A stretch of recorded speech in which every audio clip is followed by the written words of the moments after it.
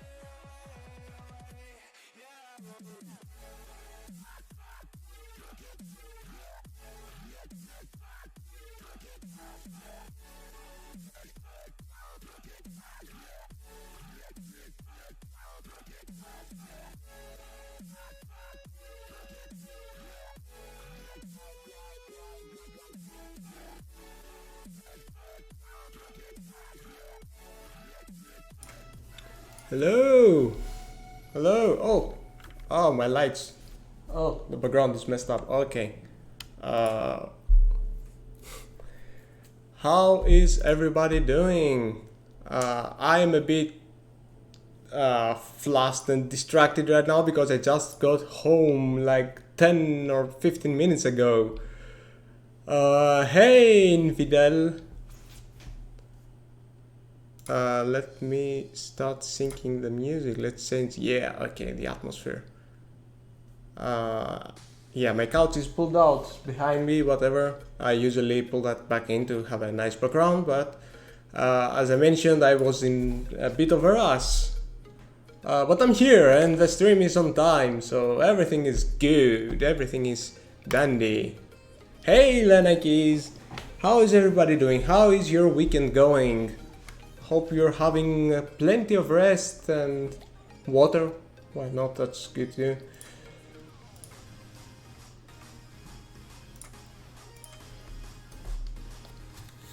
I will have some water now that I remember.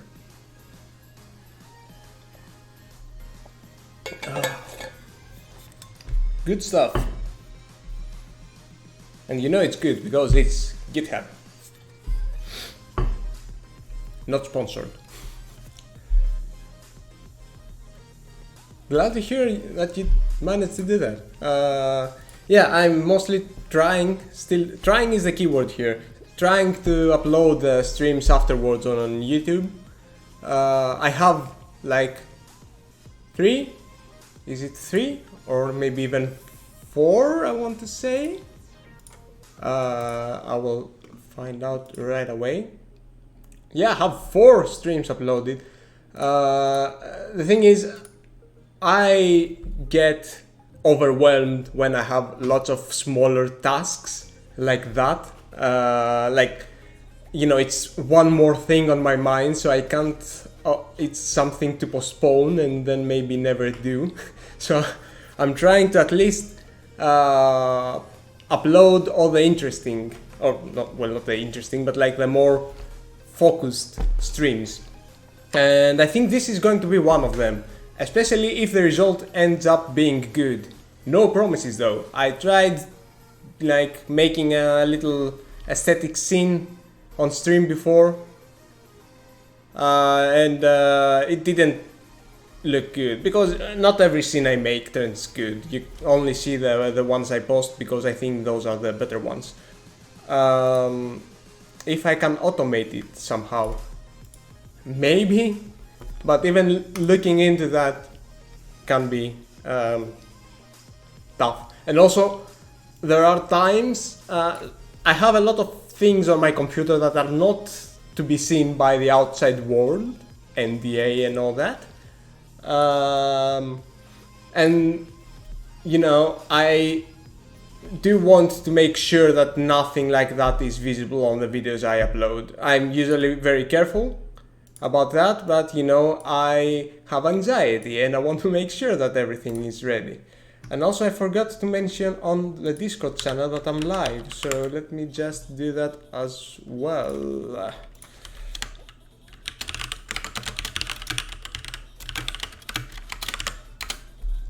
Alright, that's done.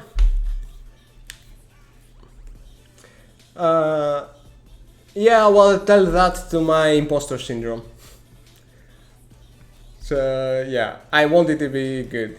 I hope that this one is going to be good. It's going to be pretty minimalistic, and I have some concept in my mind. We'll see how that goes. Maybe it doesn't go well at all. But either way, I think the journey will be worth it because I want to show some cool things. Do I want this? No, I don't.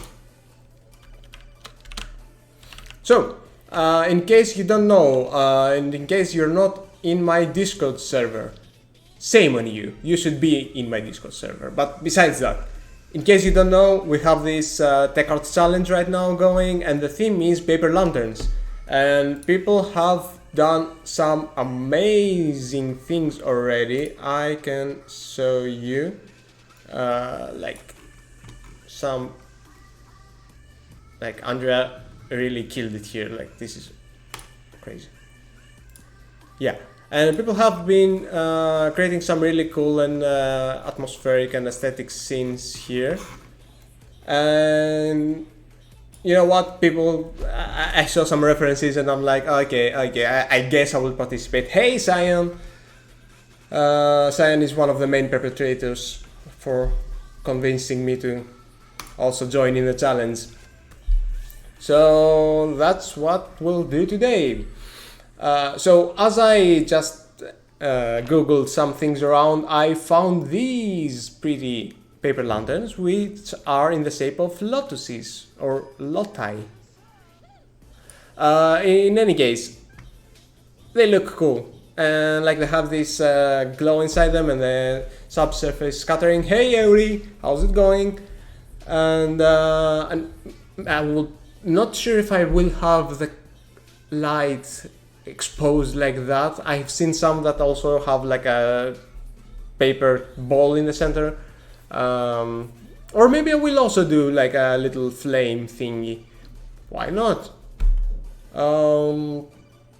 And since they are not flying and they're like a water paper lanterns, maybe I will use that water shader that I used for the previous scene and the one we made the base of in another stream, for, you know, the base here, and have like a close shot and some depth of field, and I don't know, whatever comes up.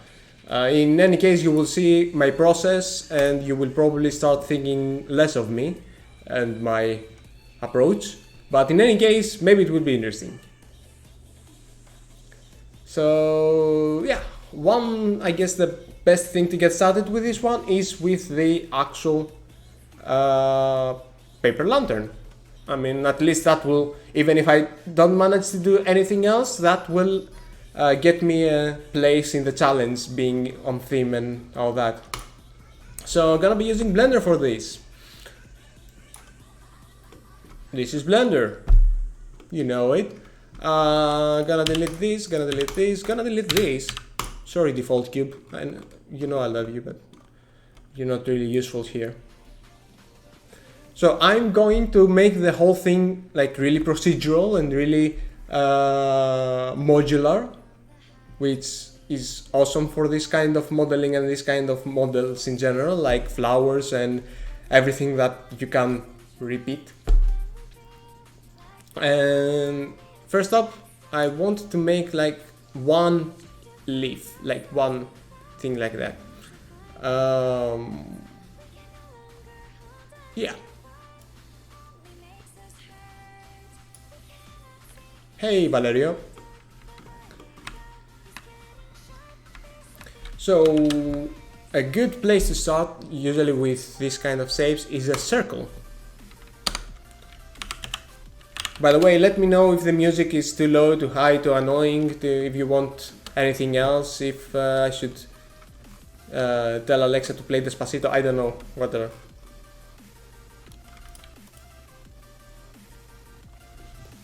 So this right now doesn't really look like a leaf, I know that, but I can use proportional editing with a sharp curve and like pull this and pull it a little more, and you get something that resembles a leaf. I can grab these two and maybe pull them away a little bit, maybe with a smoother curve or something.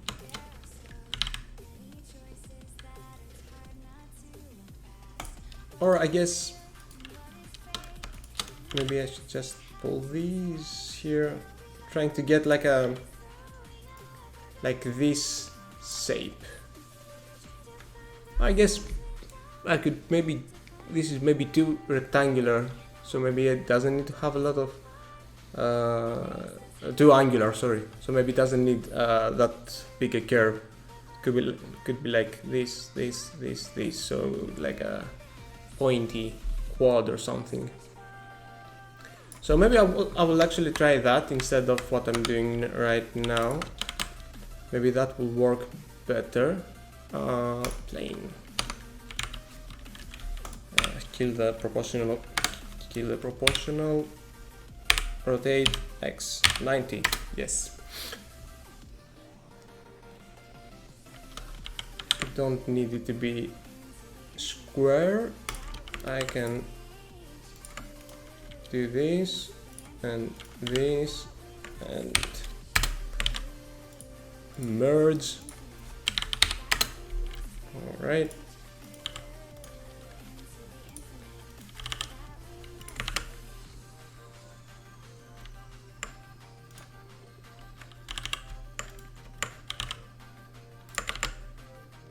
Is this good? I think it's okay.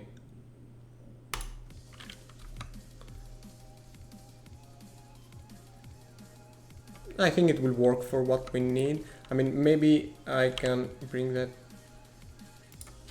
a bit like this. Either way, I'm going to slap so many modifiers on it, it's going to be unrecognizable. So we can start with the subdivision. Make it 2. Sure.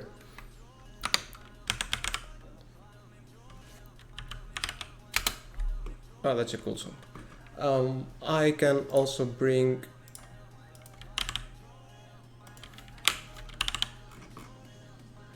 make it more like a, give it a bit of a curve. Like a bit of a curve, I don't want it to be... Actually, do I want it to be rotated like this? Maybe not. Either way, the pivot should be there, right? And I guess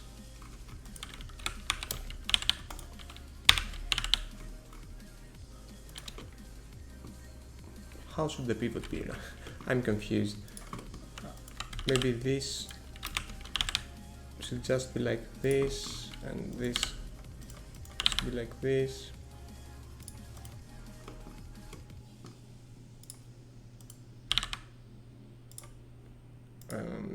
This like this.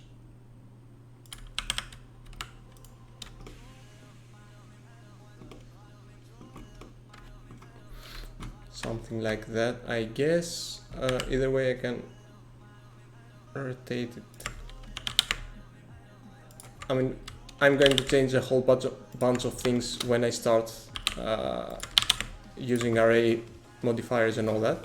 But I think that's a good start for this. Let's see, what else? It's currently very flat. Actually, it's also very, well, shaded flat. So, shaded smooth. Let's make it solid. That looks solid. Alright. Maybe like this. Even thickness, yeah, I guess. Alright. So this is where the coolest things start.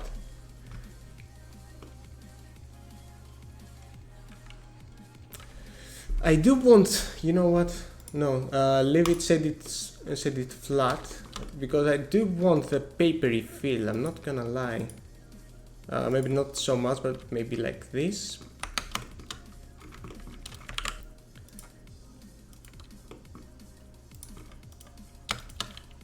And maybe I can, you know what, screw the solidify, I can do it myself.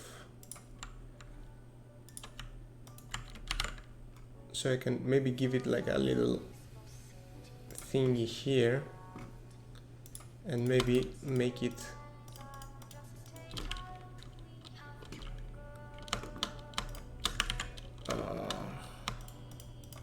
you know what, extrude the whole thing, like a little bit at least, and move that. No idea what I'm doing. This doesn't feel good. You know what, it's okay. I mean, we're going the modifier route, so I can change stuff later as I go. I'm gonna keep the solidify in though. Alright. So, array. I think I'm going to need around maybe 4 of those, but not with a relative offset, and this is where the cool thing starts, for me at least. I mean, that's a workflow that I really enjoy. I've shared it on Twitter as well. It's using some empty objects. You can use it, you can do it with any objects, but empty works best. Oh, I'm in edit mode, that's why.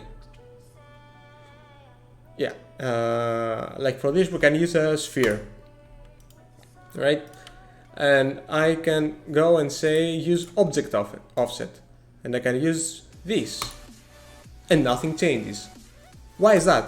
I really can't really translate in words what the object offset does, but you can see it like that. So if I offset this object now on the x-axis, basically you know, the distance applied to the different instances of the array matches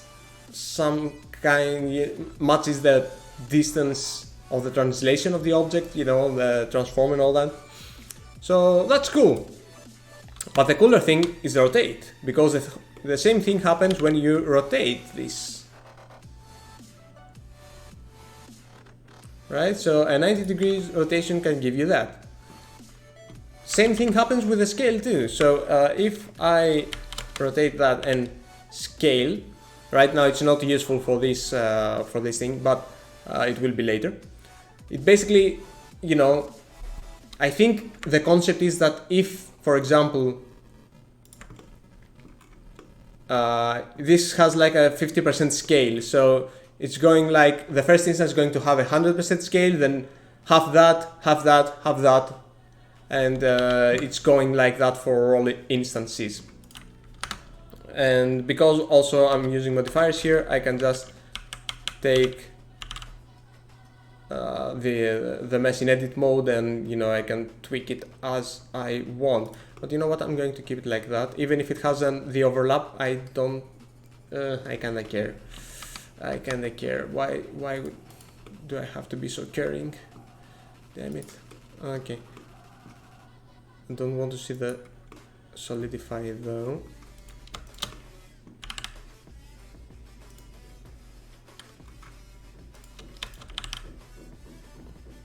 Want to get rid of the annoying overlapping here. I mean, I can do it like that, I guess. Well, keep it like that for now, and we'll see. So yeah, that could count for like the outer layer. Or I think I also need to maybe rotate these. Yeah, I think that looks better. Maybe not so much, but maybe like a little bit.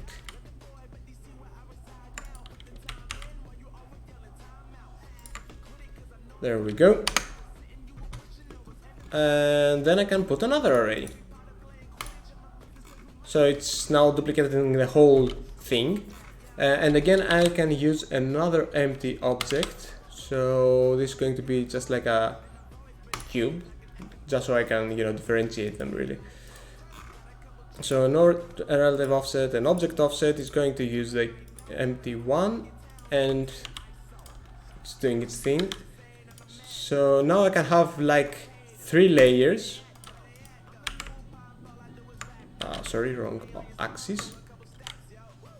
I can like scale it down so it gets smaller as it goes in, and rotate the thing so it gets layers, exactly like augurs. I can also move it a little bit up, so every layer is a bit up, though I guess I do like them having the same origin. I can add one more layer maybe.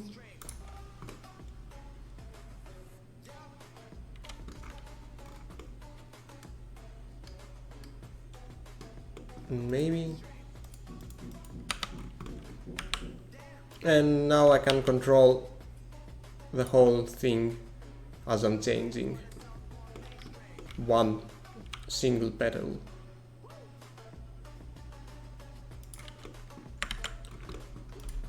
So yeah, I'm definitely not loving the base thing. Okay, this is looking better. I mean, probably the waterline would be somewhere around here, so I can hide all the annoying imperfections. So there's that. I'm gonna bring back the solidify.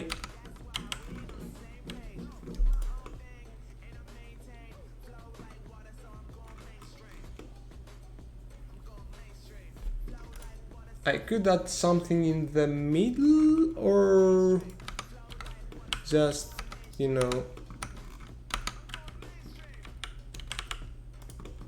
rotate it a little more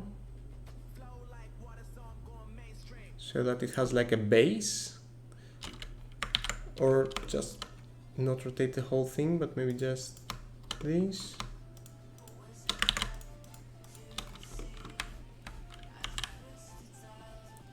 Oh, I can bring this up, that looks better.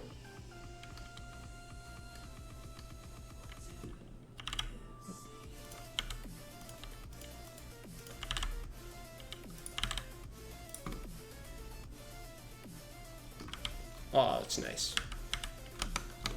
That's nice, nice and pretty.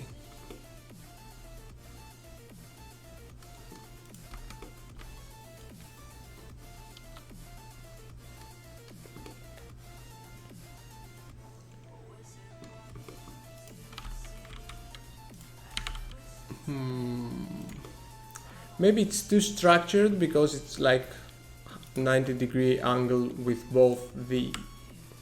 So you can introduce some randomness if you don't have like exactly 90 degrees, obviously, but not sure if the chaos is worth it. I think I like the symmetry. Well, in general, I like the symmetry. Symmetry is cool. Maybe I can add more of these and make them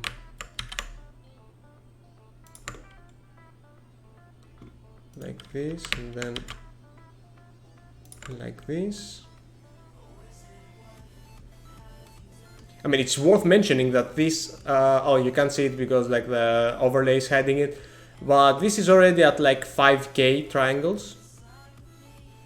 It's not going to be cheap, by the way. Like I'm not really going to care about performance in my sim, just so you know. Thanks for the follow, Game Boy Kevin.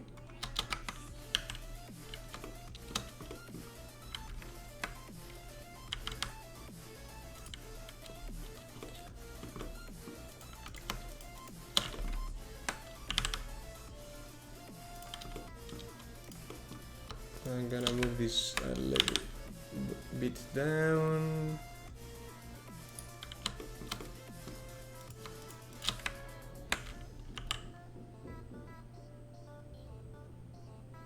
Yeah.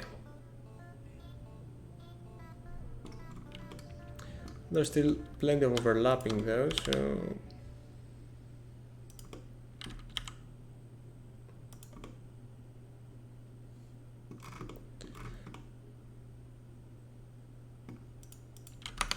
the rotation is a bit messed up.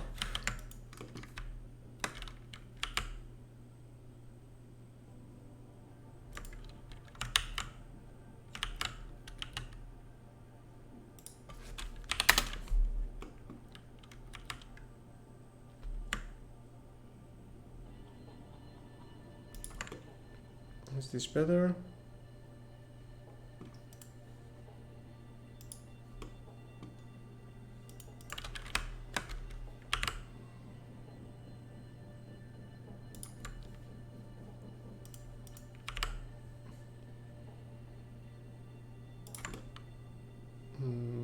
Yeah, I think that's what I call good enough.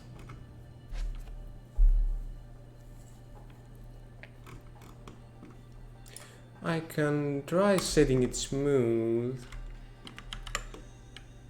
but I think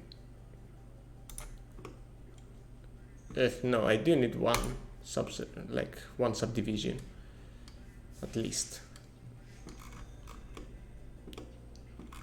Yeah, I think that's going to look good. Well, Valerio says it looks good, so that's good enough for me.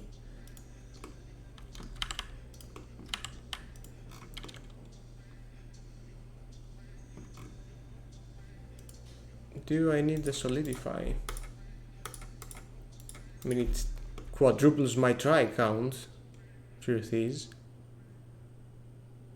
It can look more papery if I don't have that. I mean, it's just like one button, so I don't really care. I can enable it back if I see I need it.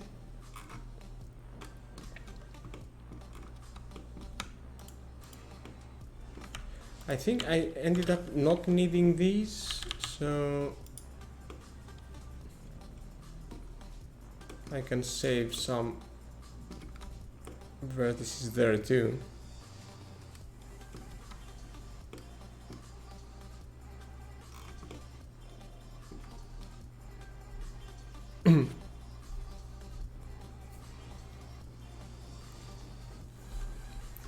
Decimating it.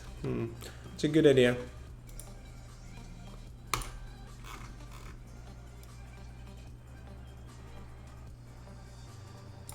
I mean, you know what? I can give more of those, and yeah, that's a good idea.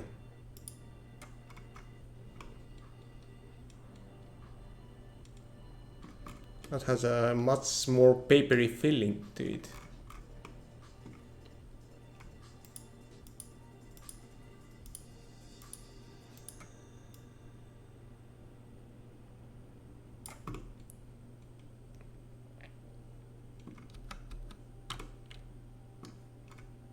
Damn, and it's much less poly count.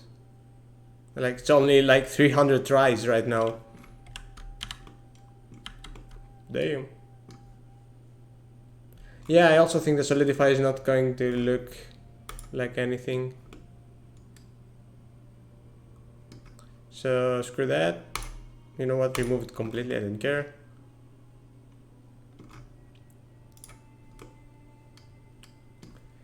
Yeah, looks good. I want to try out a light in here. Point light.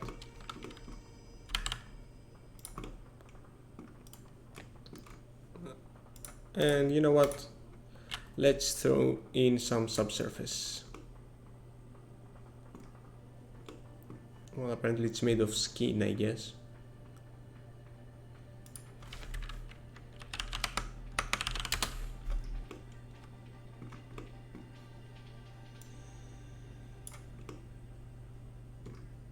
Yeah, whatever. Don't care. Good enough. Good enough. I guess here I could just place like a little réseau candle. Thanks, Ian. I just really love this workflow. It's really good, and you can add so much more. Like I also love the things, how you can add stuff on curves. So yeah, it's really cool. Alright, so let's export this bad boy.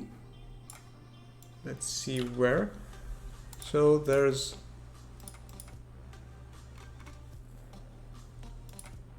yeah, there we go. Select it up, or hold on, wait. FBX Sol, apply transforms, selected objects, Paper Lotus 1. Let's see what we made. Paper Lotus, there we go. Alright, it's looking good. Either way, since we're not solidifying, the shader is going to be two-sided. So I might as well get started on that.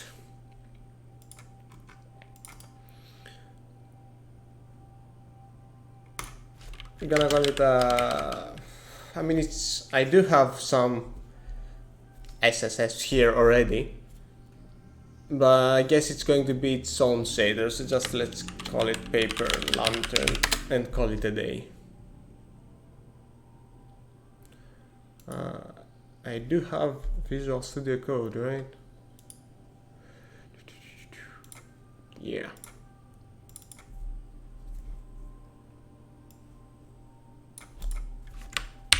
Okay, zoom in. Also, where is my synth wave? Yeah, there we go. You don't show that again, even though I know you will show that again. I'm gonna start by making it two-sided so I can see the model in all its glory. Just make a new folder for that.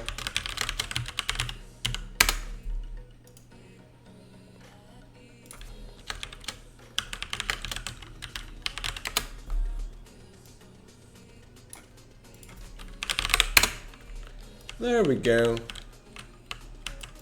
Looks cool.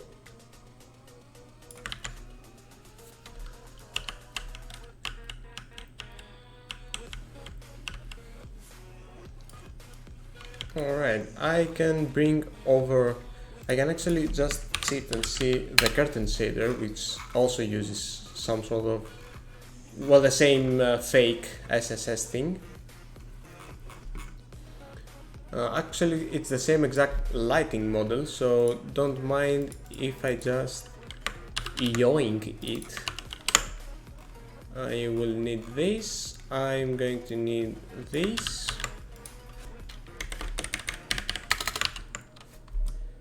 It's alright, nobody gets hurt here, it's my own code I'm stealing from. Thanks for the follow, Albus Vertex. I'm gonna be needing this.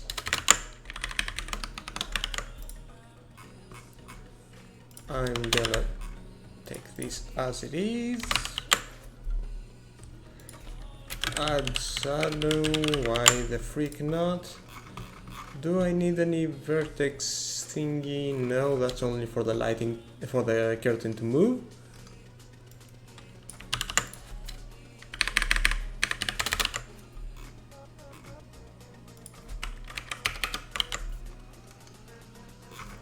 This should be changed to this.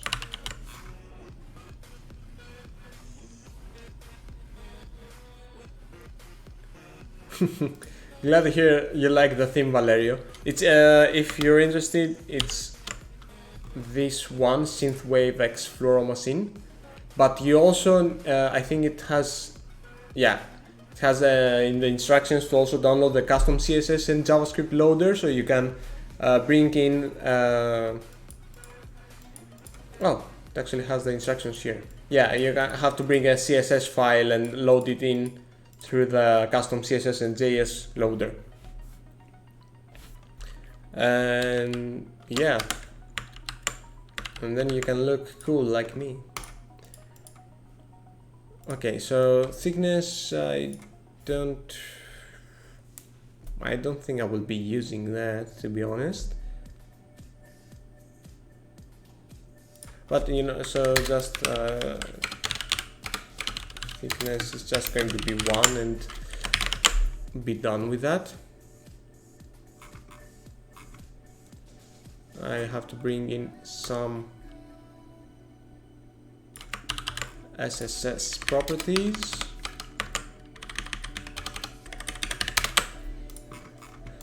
Gonna be bringing these in. Yeah.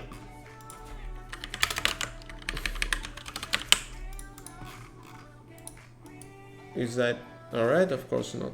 Of course not.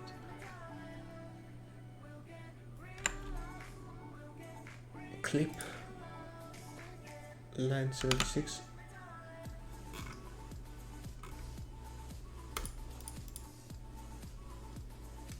Oh, don't want that.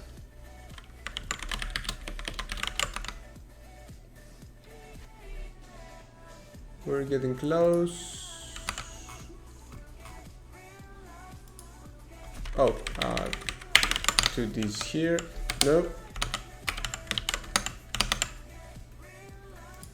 And declare a mission.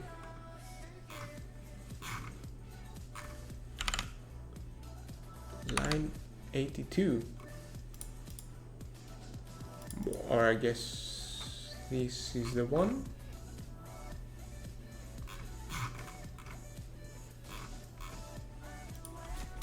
because I don't set it to anything. So if I do this, no,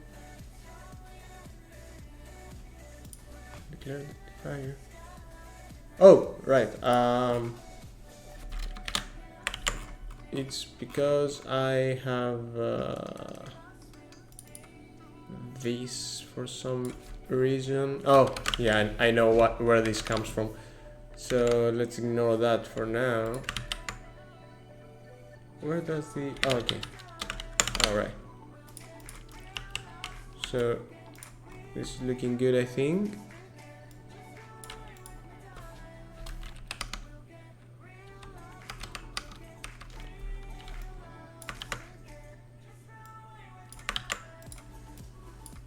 I'm just trying some extreme settings to see if anything is working like at all. I think this actually looks good with point lights, so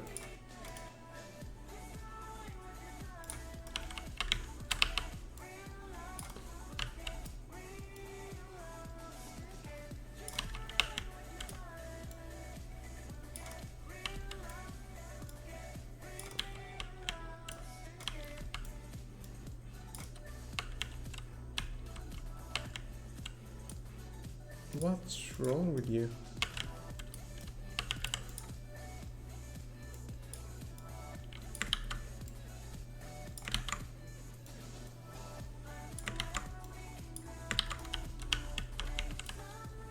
I'm not sure if it's working. I don't... Is this it? No.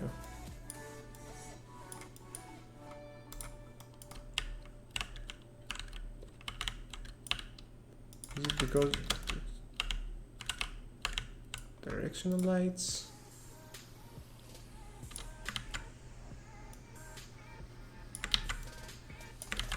Okay, I'm gonna have to... Yeah, I'll just bring in the shader I have from the tutorial, which I know kind of works.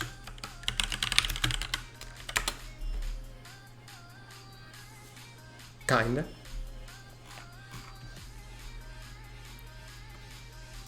Okay. Yeah, just bring the whole thing in. It's okay.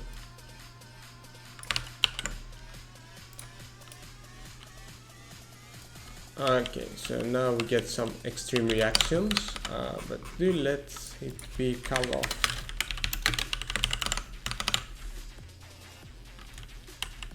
Alright.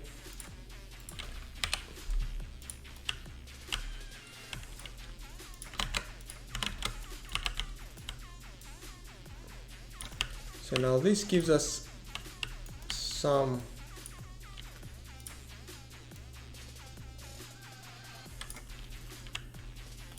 subsurface, or at least, you know, some translucency. I think it takes the, yeah, it takes the color of the light. So if like this is orange, it gets some orange outside.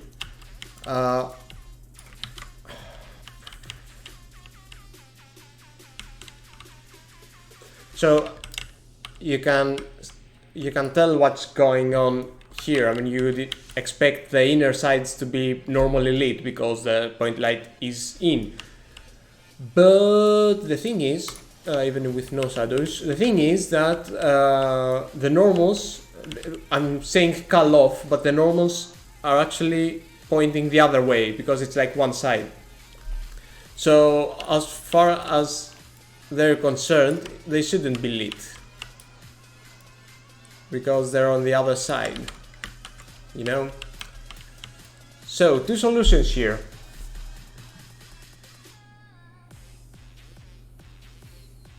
One solution here.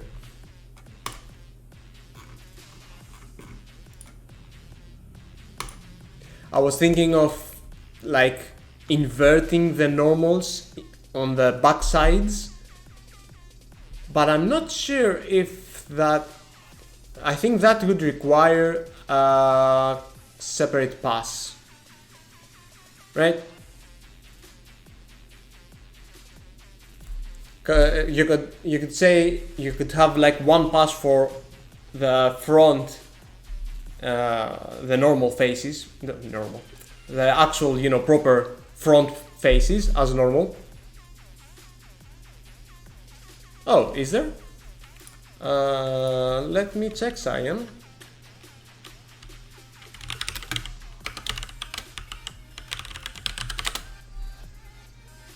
V-face.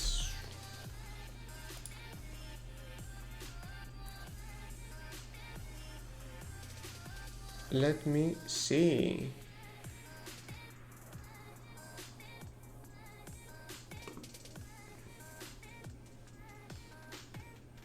Huh.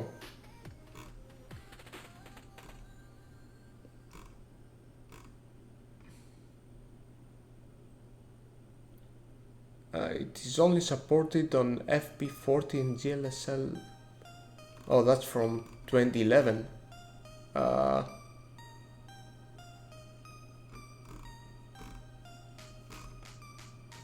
Okay, trying to see.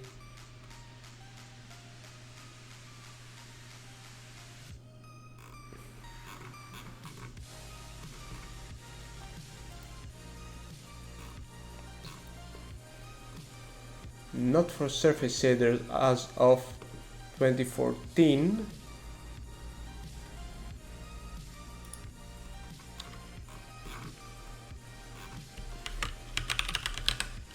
Oh,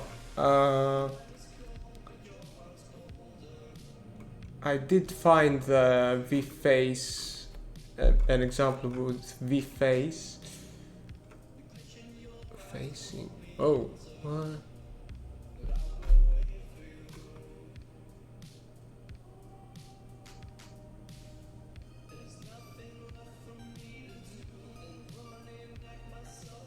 It's really useful for vertex, for vertex fragment shaders. It would also be useful for surface shaders, like in this actual very actual case. But can't seem to find that.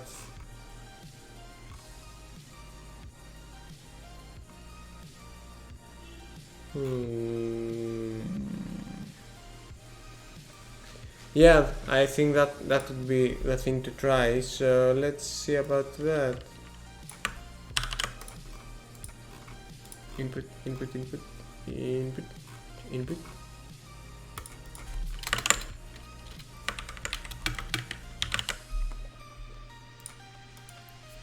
Wrong thing.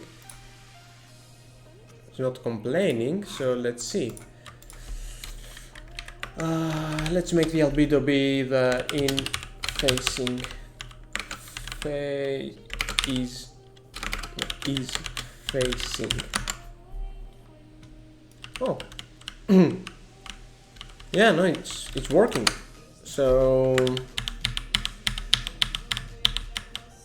once again, thanks, Cyan. Though I probably not sure if this helps me though, knowing if it's. I mean, if I do this.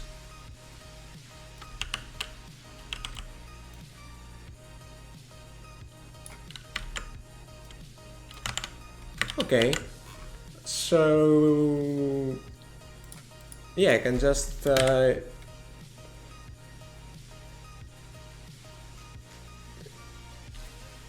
all right. So hold up, thoughts, words. Okay, I can say in is facing larger than 0. So if it's facing right, then that, otherwise minus that.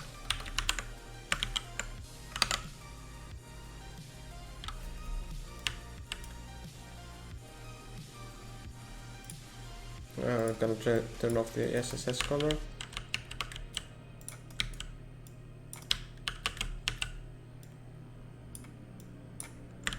Well, slap my face and call me pretty.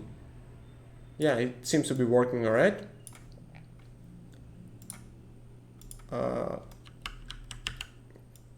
Not sure if I can have shadows. Not sure if I care. Either way, I'm not going the shadow route here.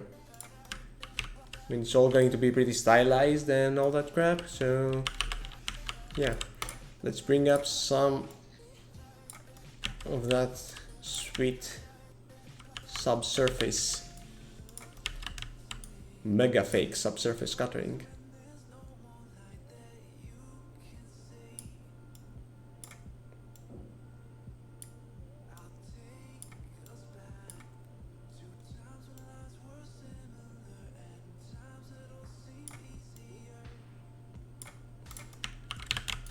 Alright, this is going much more smoothly than expected.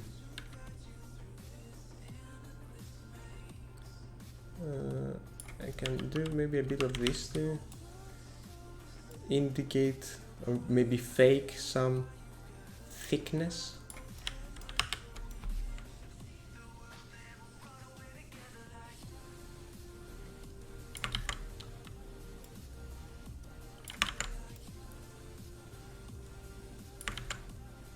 Maybe less of this, more of this. Less, more or less. No, I like it like this.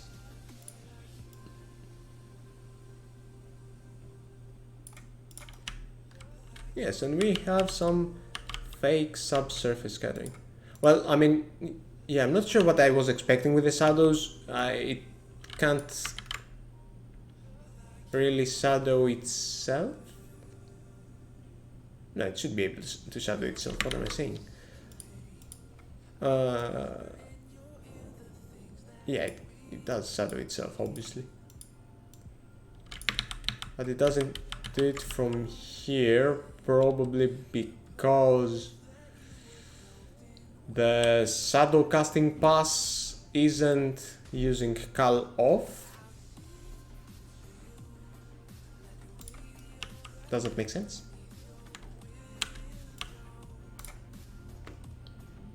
Yeah, probably. Oh yeah, the range is very big actually. So thanks for bringing that up.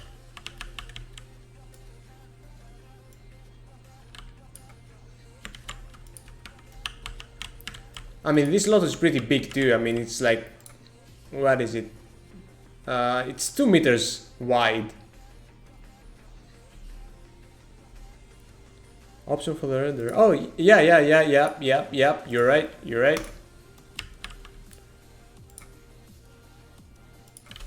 Once again, you're right, Cyan.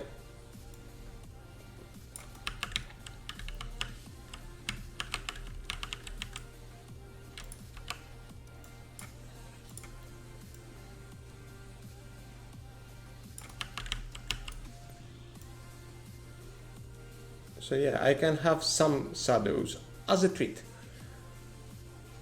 Maybe I don't want it to be like full strength. Maybe just a tiny bit.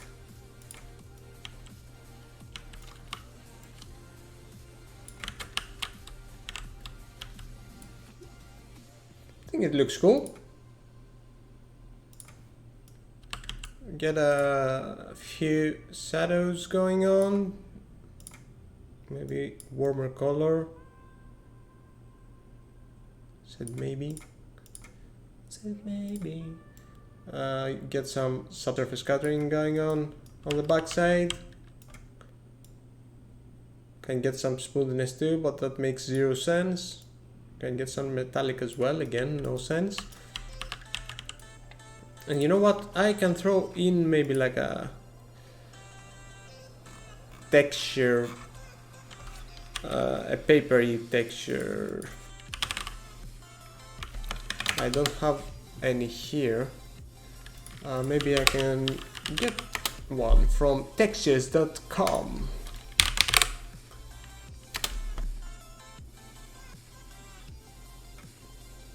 Well, it can be toilet paper apparently. No, no. Can't find any, but it's okay. I think I like the cleaner look.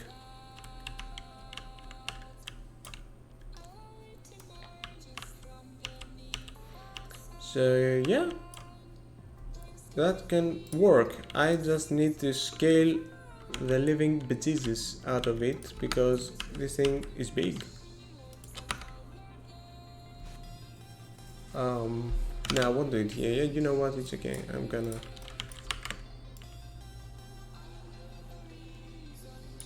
Like them being around 40 centimeters. 40 centimeters, that's still a lot. So maybe 20 centimeters? How much is 20 centimeters? Something like that. Yeah, I guess 20 centimeters can work. I really hope this clip of the stream isn't taken out of context, by the way.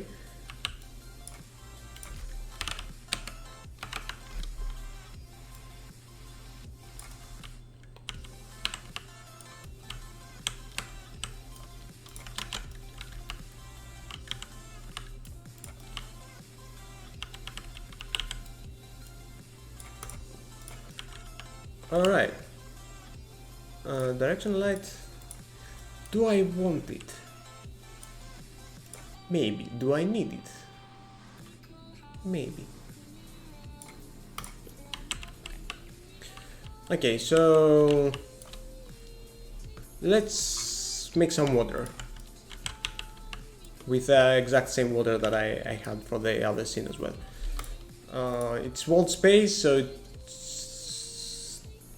it's going to be a plane, but for another reason. Like, it could be a quad, and you know, it's wall space, so you don't really lose anything with a bunch of if you have like just a quad instead of a plane, so you don't really need all the vertices. But the planar reflections need a plane because the quad is made at an 80 degrees, it's perpendicular to the surface of a plane, for example. So yeah, planar reflections with a quad, at least with the script I'm using, because it's a very simple script, it's not working because it tries to reflect as if it was like a flat, perpendicular plane. Thanks for the follow, T-Sider AB. T-Sider. Gonna make some water, yeah, with a new water shader.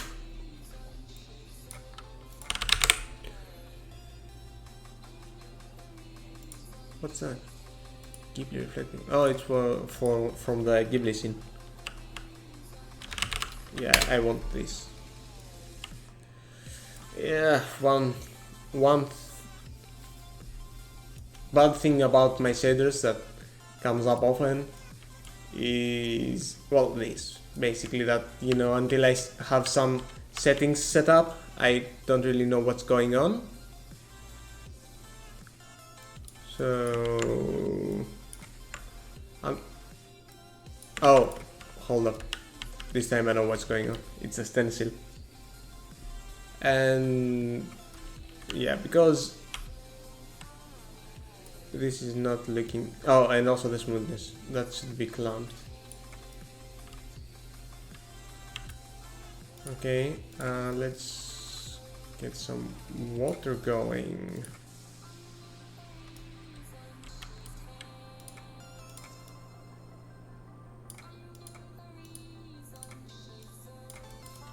Okay.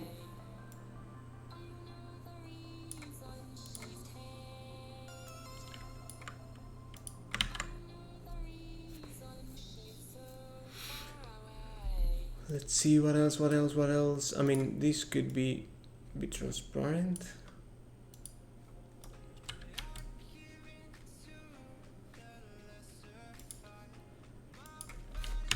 I can add some displacement.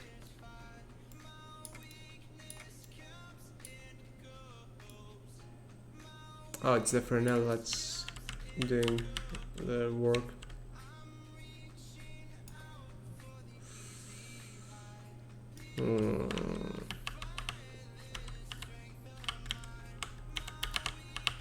I'm getting some vibes of annoying things. You know what? I'm just going to go ahead and copy all the parameters I have here because I can't remember what I've set up. That's a problem with my shaders, to be honest. Alright.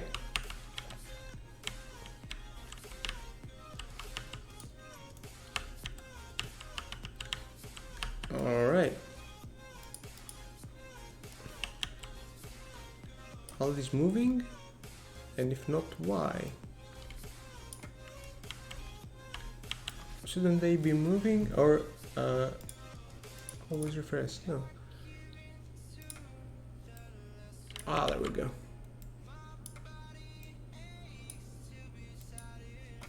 Are those supposed to be like this?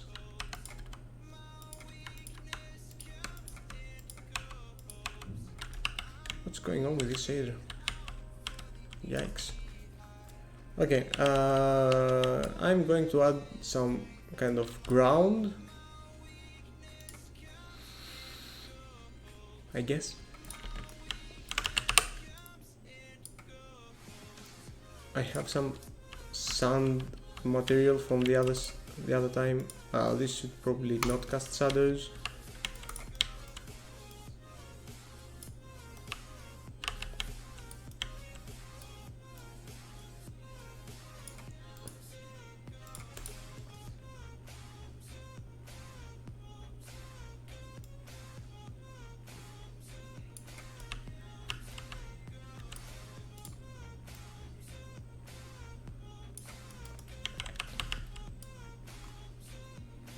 Caustics, where are my caustics?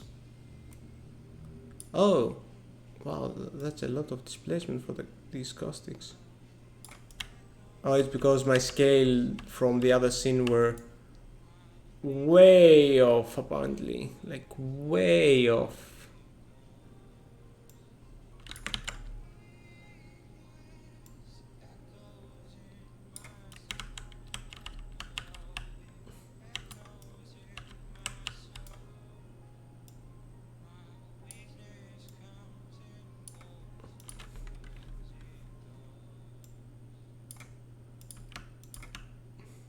Oh, they're in walled space, so yeah, of course they have to be like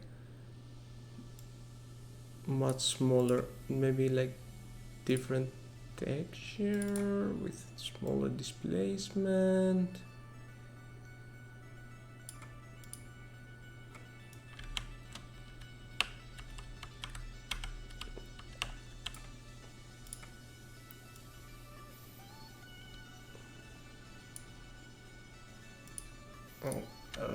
Also shoreline threshold much lower.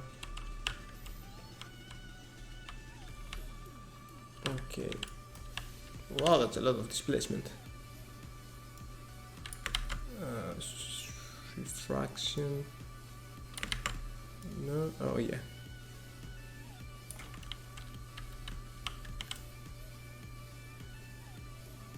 And the chromatic aberration should be toned down for once.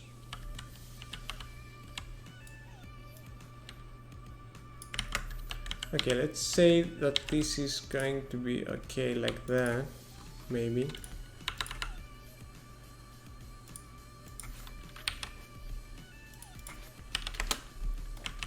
I need to frame the camera in a better way so I can actually set up a little scene here. So I want like a really close-up thing.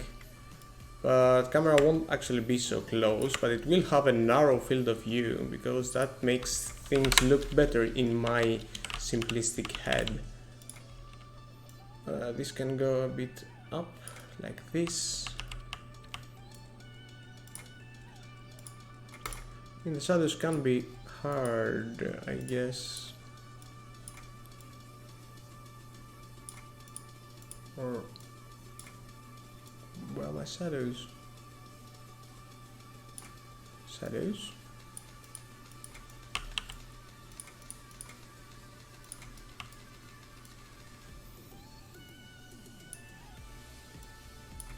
Why don't I have any shadows?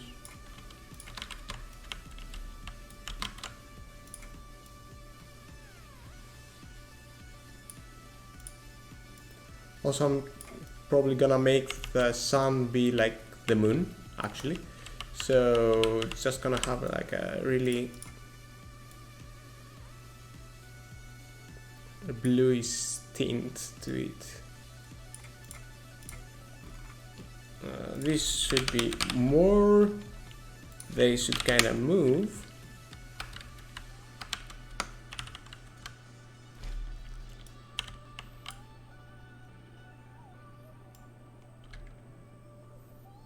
Oh yeah, those are the ripples.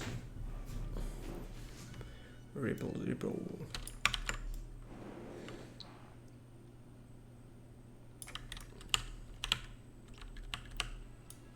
Let's see, what else?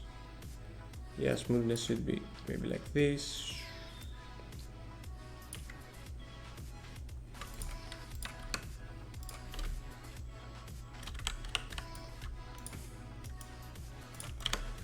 Camera should be lower and more. Yeah.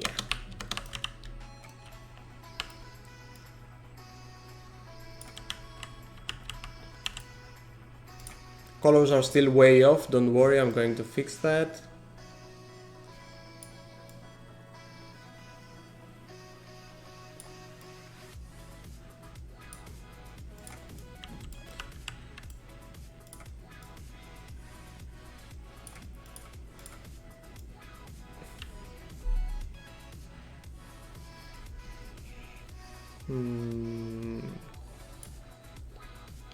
Thanks for the follow, the Morpheus.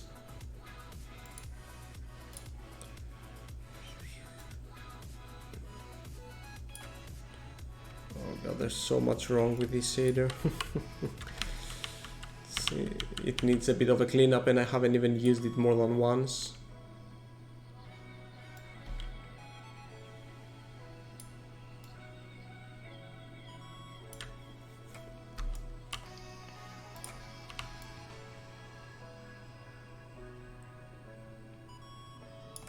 This is looking kinda cool though, so maybe that's alright. I'm actually very much wondering if I should just eat this. Just go with a very smooth.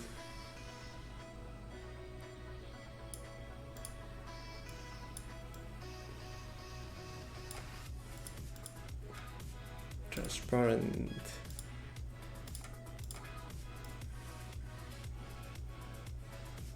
It's probably not going to be better, right?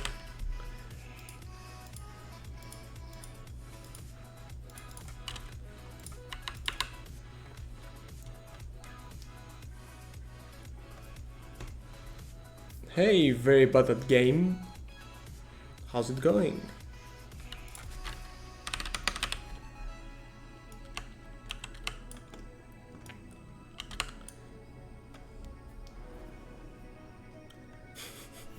It's not.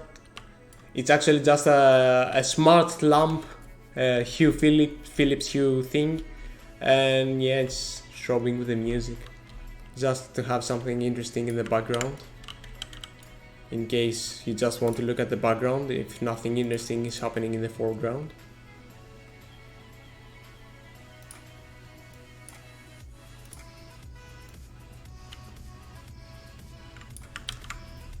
Maybe that's cool. Maybe Southern Airplane for shadows.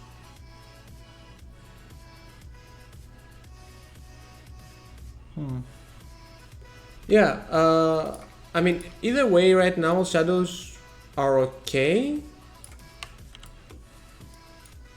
Actually, they're not.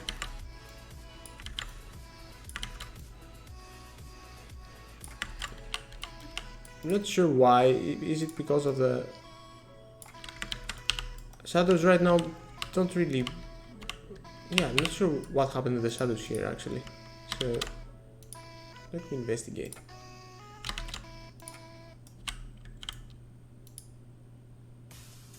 They were lost after the scaling. Oh, so is it a near plane issue, you think?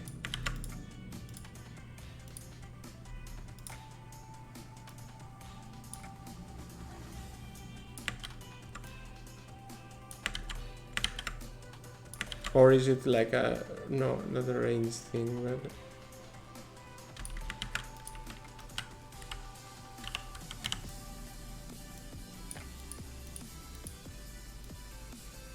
it's weird. Doesn't seem to be responding to anything.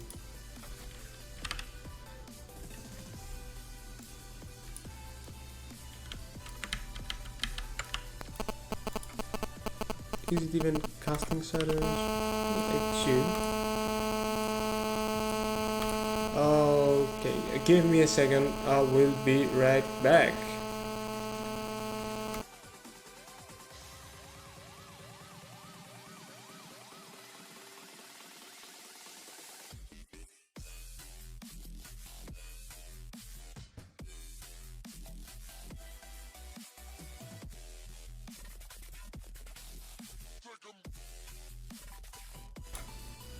And I'm back. Yeah, not sure what's going on with it. Like if I bring it back to 1, 1, 1 and the lights to be like 10 as it was. Yeah, okay, shadows are here. Has to do with, maybe it's because it's too small. But even like with a reduced near plane, maybe it's a bias thing? Or a normal bias thing? Or, I mean, near plane isn't responding.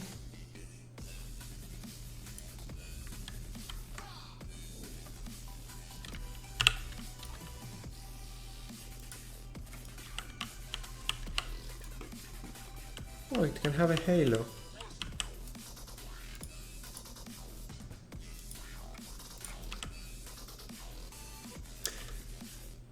You know what? I'm getting sidetracked here. Of course I am. But if you remember from my deferred shader shenanigans video, I was talking about how the light halo is like a built-in shader here, which means that I can go in, find that built-in internal shader, see what it's doing and it's looking so ugly, and maybe make something of my own. Maybe. I at least right now I'm very curious to see what it is they're doing for the halo, the light halo, and it looks so freaking ugly. Default resources extra, internal light, internal. Hold up, is it lighting or halo something? Halo.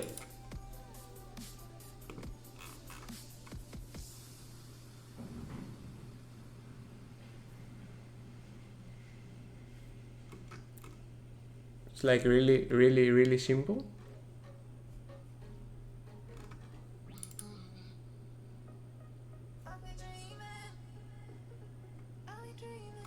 What kind of blend mode? 1 minus distant color, destination color 1.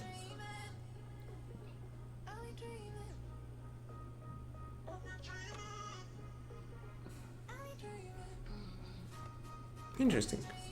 It's also interesting that, I mean, it's behaving like a billboard, but apparently the billboarding behavior isn't in the shader. Okay, fades out with camera distance.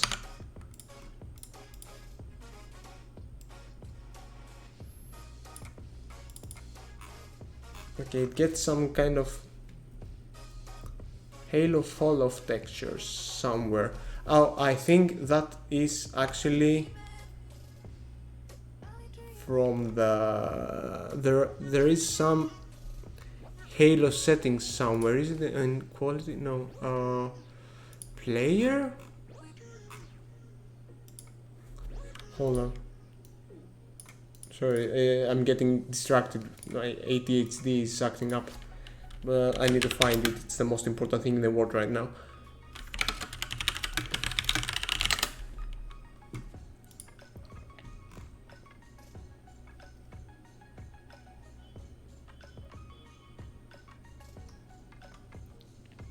No, I mean, what?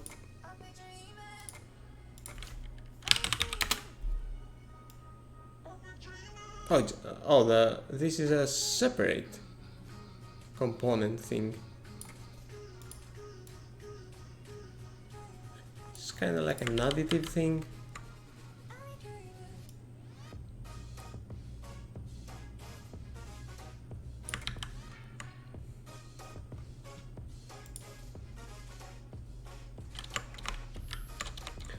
I'm sure I've seen somewhere like some sort of settings for Halo which are like universal, but I can't. Oh, graphics settings, project setting, graphics.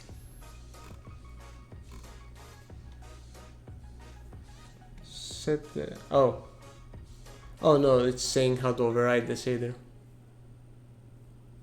Well, whatever. Not going to have a Halo right now. But I mean, I could use this. It's still fugly. So yeah, whatever.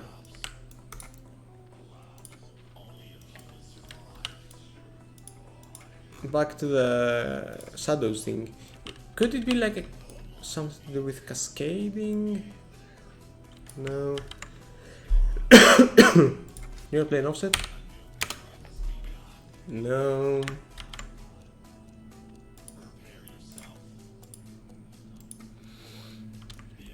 You know what? It's fine. They'll be pretty small and have some sort of emissive quality. So maybe shadows aren't as important right now. Maybe. Let's bring back the water. Let's make it water again.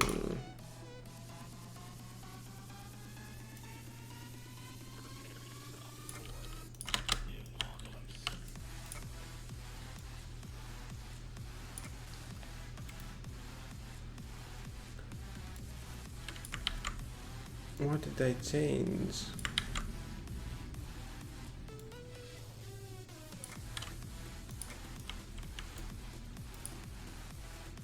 Hello, Saffron Works. How's it going?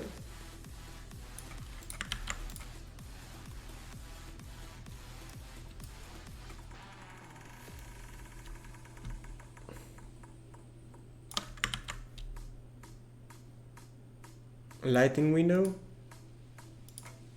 You think?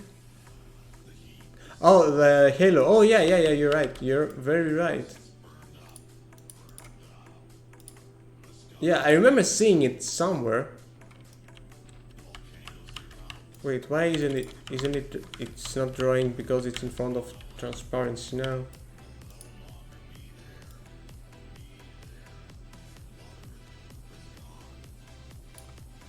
It's annoying.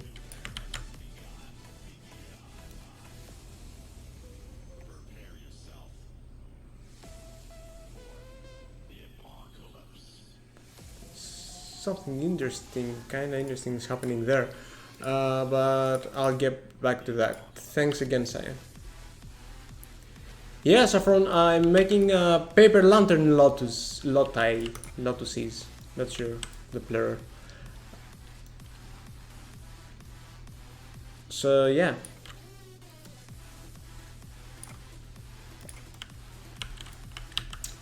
I'm gonna add much more than what I already have, by the way.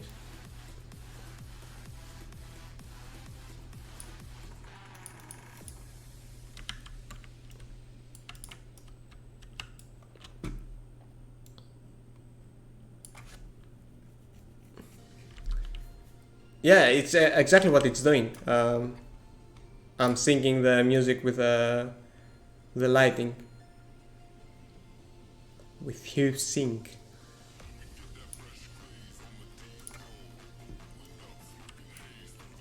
So I'm glad it's looking like that, because that's exactly what's happening.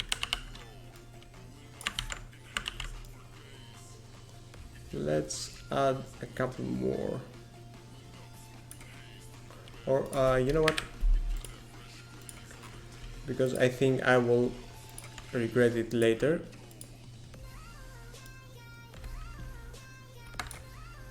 I'm gonna make it a prefab.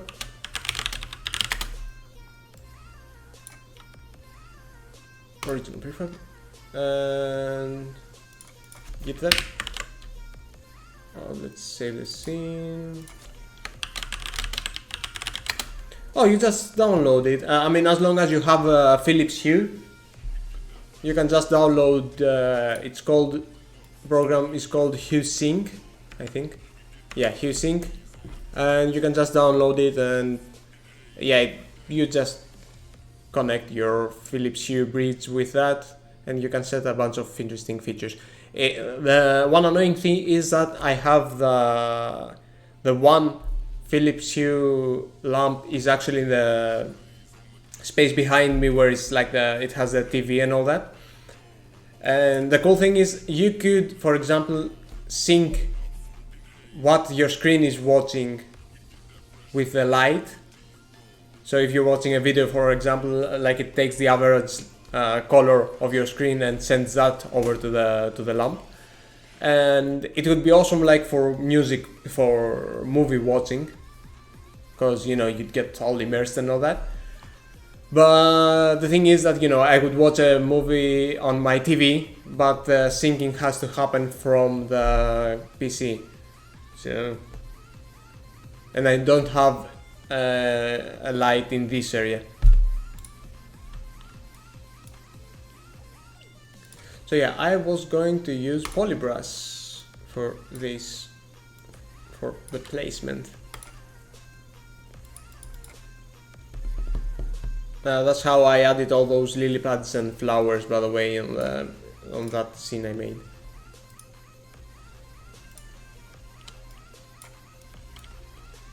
So yeah, this seems to be working alright. I do want to avoid overlap though, and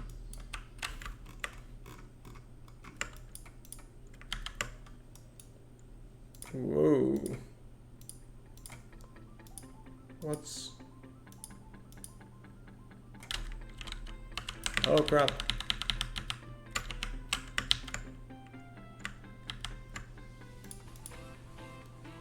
Something went horribly wrong here. Lane.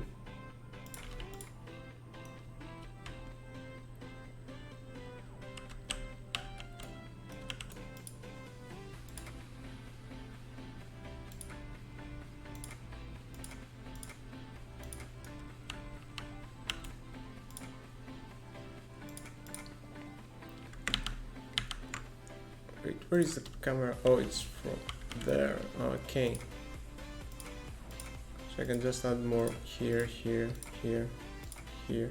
I can actually make the camera dip a little more, so it has like, you can see more in the distance. That water distortion for the refraction is not doing me any favors. Oh, crap. Okay, screw all those.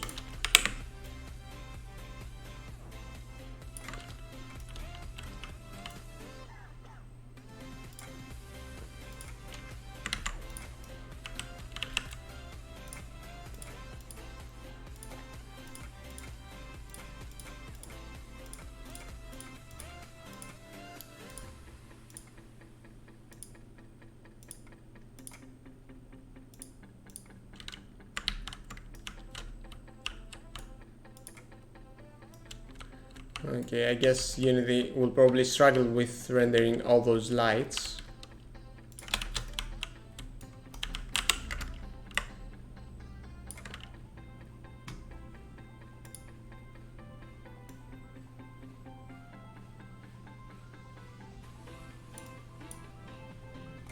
That's cool.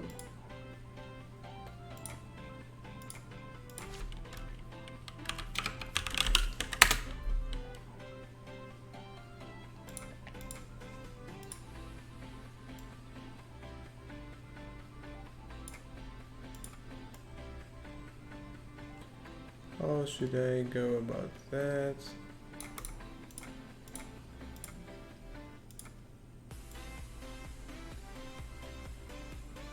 Okay, now we're getting some cool colors here. It's not a game, Saffron. It's just like a little scene. I have this Discord server. It's called Technically Speaking, and it's every couple of weeks we have a Tech Arts challenge with a different theme. And this time the theme was paper lanterns. So I'm actually trying to, you know, make a little scene like using paper lanterns like this, and you know, just using custom shaders and some custom meshes and all that jazz.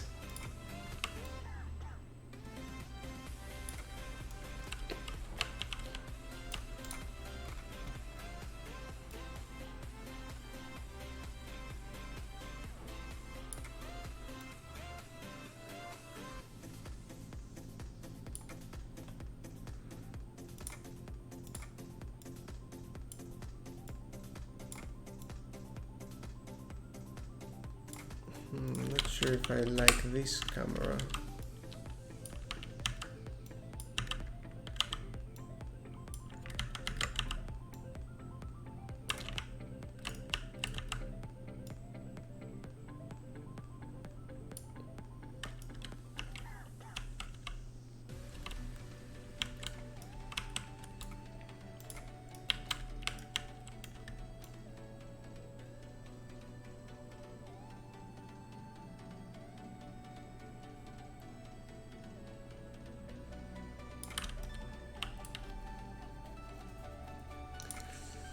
Let's see. Yeah, obviously Unity doesn't enjoy all these point lights. I mean, could I increase that? You know what, let's just... It's okay.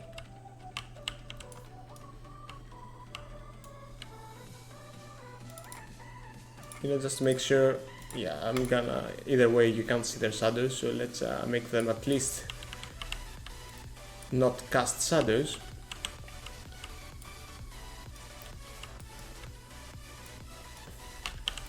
It's annoying that they cast the specular on the fake specular, whatever, on the water though. Though I feel that the planar reflections might address that.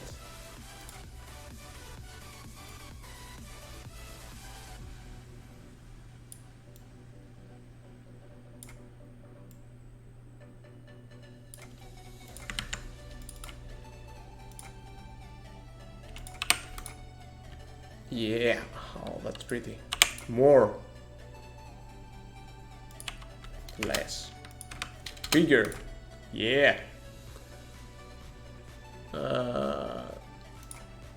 Gonna kill that refraction though.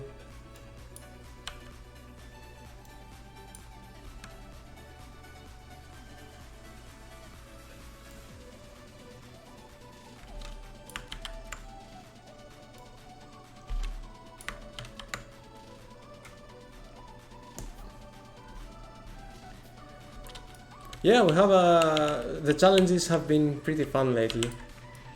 I mean, they've always been fun. You know, we've had some really nice themes recently, and people really enjoyed them, which is always cool.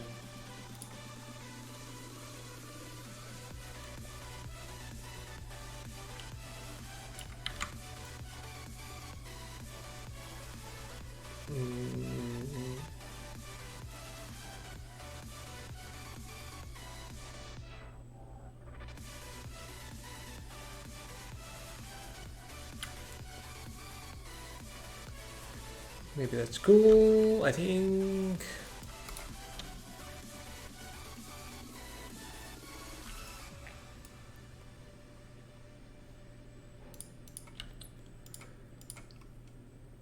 Oh, I haven't really changed like any random rotation on these, so let me just get rid of those.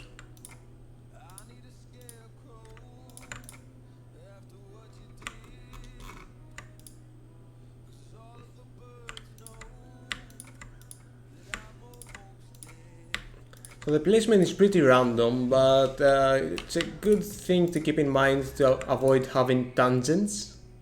Tangents in general, in like composition and art and all that crap, don't feel good. So like these three, for example, are really aligned right now, so maybe I'd like to break that alignment if I move this and add this here, and maybe now these three are too aligned, so maybe now there's a lot of symmetry. It's going like zigzagging here, you know, just eyeballing it really, but there is some method to the madness. Maybe I can also randomize the scale, maybe 0.9 to 1.2, nothing too crazy.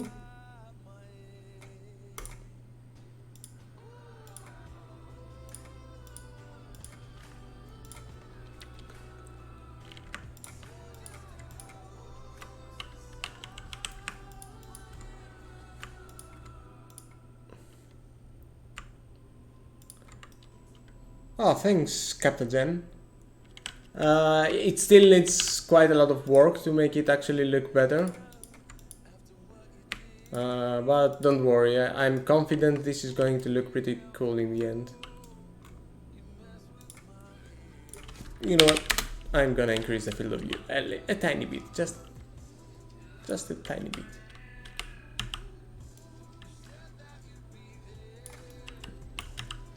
I want to add some like aggressive depth of field to that, so that, you know you can only focus on the front ones. So I don't really care about what happens to the ones behind, to be honest. And I also might sit a little bit for that as well.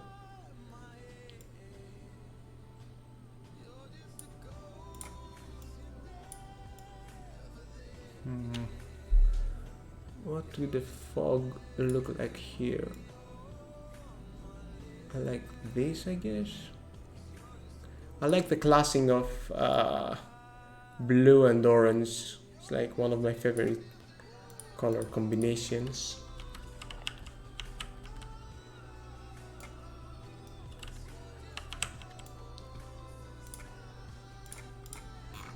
Need to increase this for sure. Maybe even more.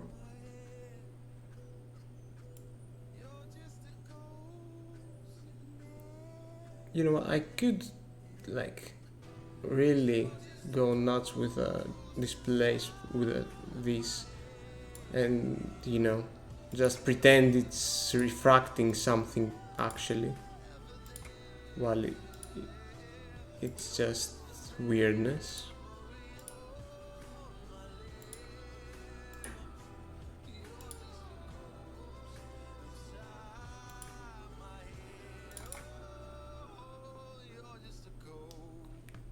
Oh, thanks. I don't know if you were here when I started the stream, but I actually showed how to. I actually made them right here. It's pretty easy. I mean, you just make the one leaf, and then I just used a bunch of modifiers. Networking with people or like multiplayer games? Though I feel that the answer would be both, the same for both. Oh, no, I don't do that stuff. I'm not good at it. I mean, I tried in the past, but too much, too big of a headache. And I'm not that good a programmer. In terms of, you know, all the stuff that's needed for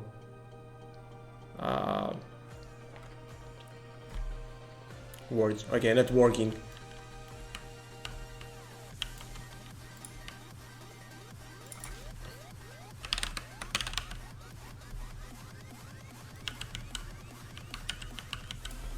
Okay, what did I want to do next? Oh, let's set up some reflections.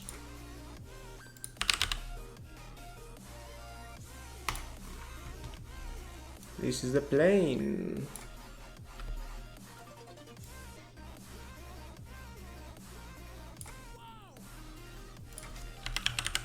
I'm gonna blur it a bit.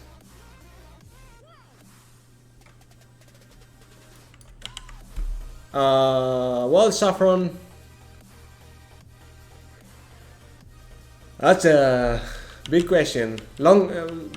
Short answer would be that you have, well, besides the logistics of it, because in order to actually have to host an online game, you also need some sort of servers, and all of these have cost and all that. So like, even ignoring all the logistics of it and all the setup and all the code outside of Unity that you might need to actually support an online game, in Unity you also have to keep in mind that there are some cool newer examples that make it easier, I think, but like synchronizing everything, especially if you have, for example, any fast-paced games like with physics and combat, and synchronizing everything for everyone and making sure that everybody sees the same thing at all times, regardless of any lag input or whatever.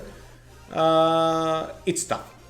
And also like the whole logic of how the netcode works, what happens on the client and what happens on the server, and how all of that is synchronized. I just haven't played with that enough.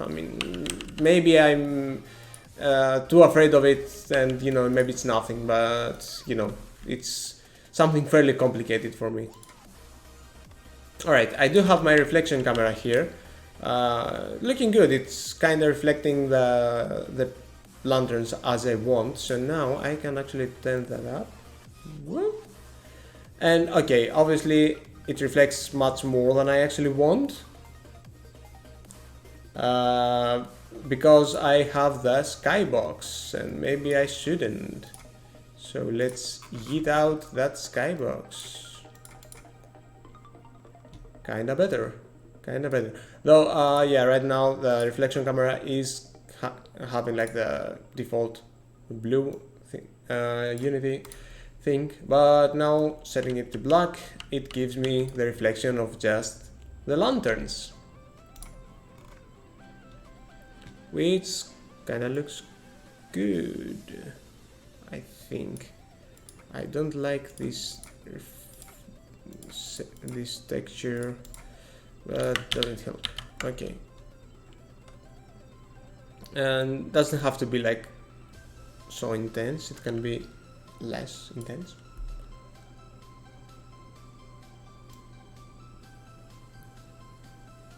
So yeah, this is how it could look with some reflections.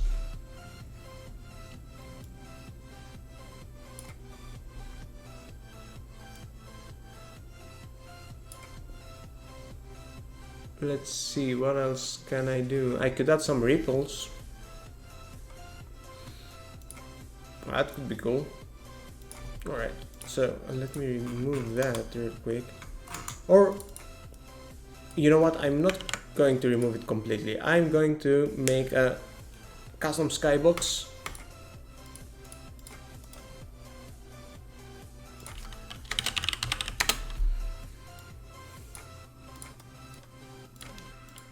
Sky shader. Yeah, okay. It's going to be mostly dark, not gonna lie. The sun, well, it's technically the moon, to be honest.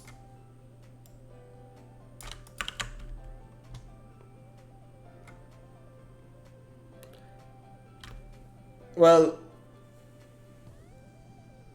yeah, I'm sorry, I'm going to be like really direct with you. If you have no idea how netcoding works, maybe an MMORPG isn't the best thing to start with. I mean, don't get me wrong, you probably get a lot of experience in the process, but do keep in mind that you probably won't get very far. I suggest starting with something with much smaller scope, like a really straightforward examples to get the hang of how netcoding works.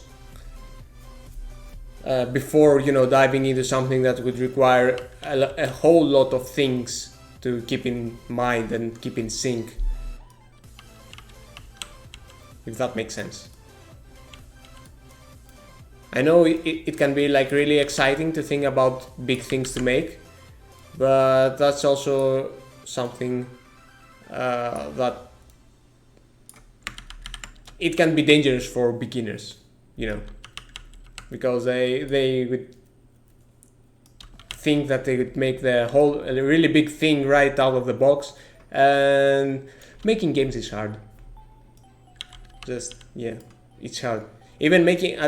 Even for me at least right now, even making the smallest game is really hard. Not even in the technical aspect, but like trying to make something from start to finish and making it fun, making it interesting, making it look good, making it feel good, and making it robust.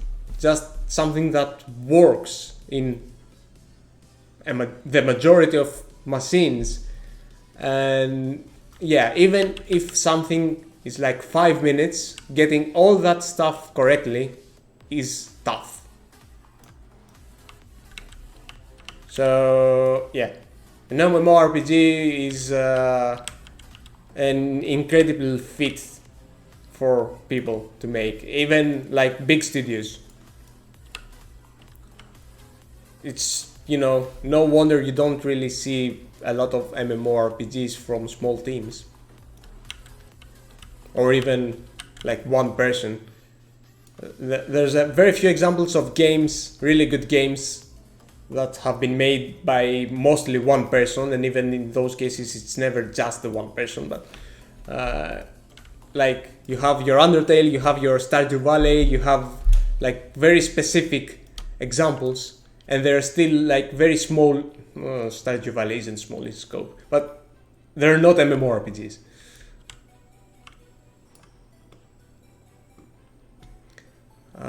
Wanted to make the sky.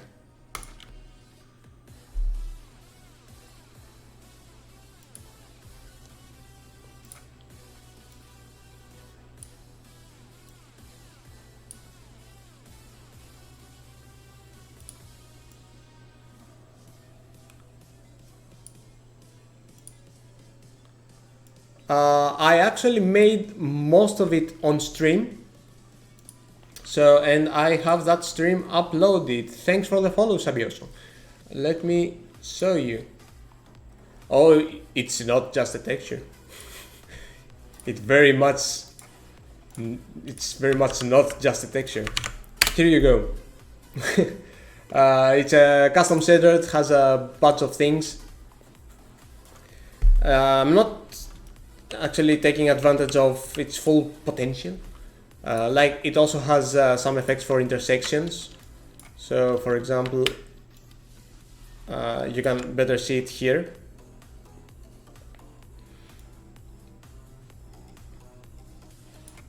Even if, you know, it's not very visible here because of the mess, I would presume. In any case, yeah, there are a bunch of effects like intersections. There's like the caustics that are being projected onto whatever's underneath.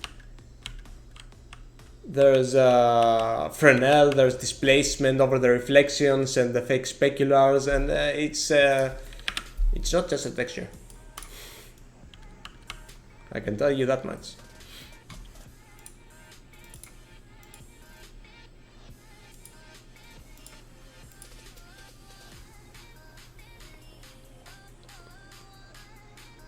I mean, keeping the sky just black, I think it's going to be fine. I can add some clouds though. Or I could add stars. Do I have stars here? I do have stars here. Oh yeah, they won't show.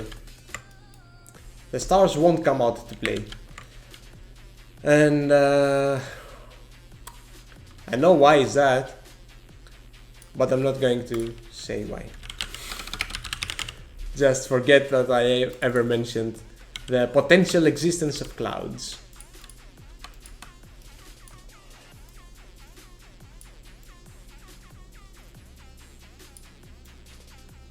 Oh, stars.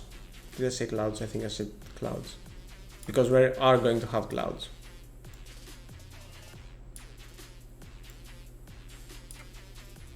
Maybe.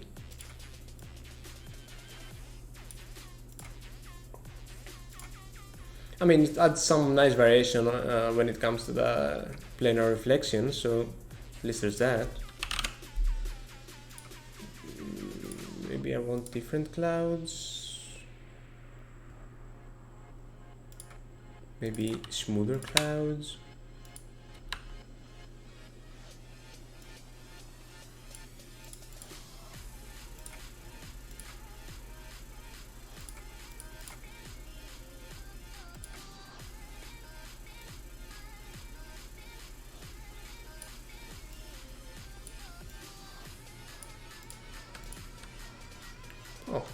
I like this the stretchy thing that's going on here, so I might just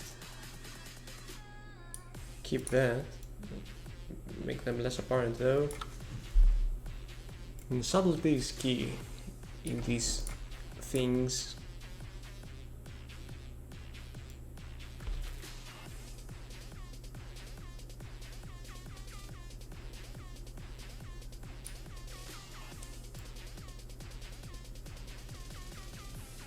It's also so great how ugly the clouds look when you look at them from here and how they look on the planar reflections. I have the blurring material to thank for that.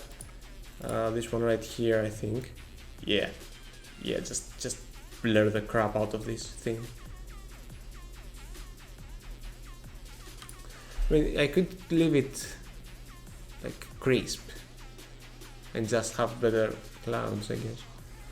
But I do like the blur reflections.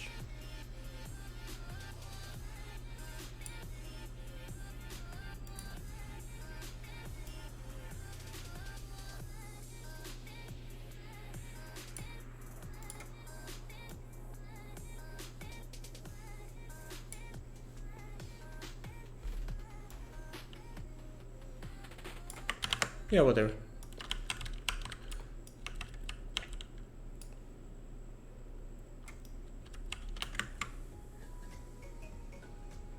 I think it's time I bring in some post-processing.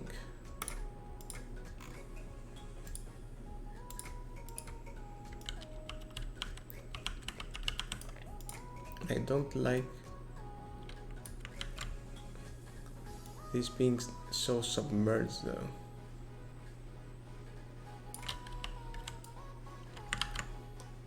I'd like to see the water going through it.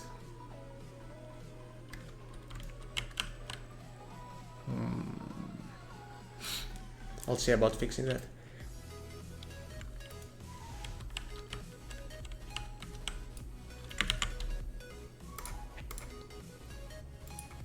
It's also tough getting a good estimate of how the final thing would look if you're not in play mode.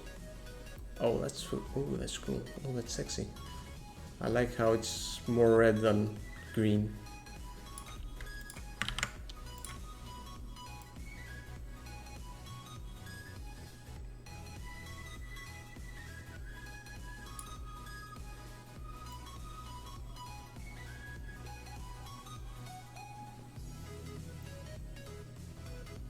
Yeah, that's cool. That's cool.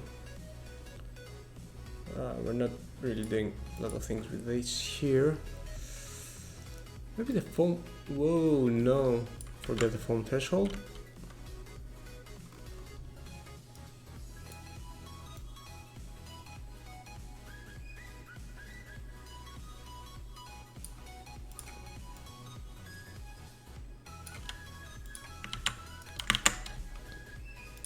How does that look now with a...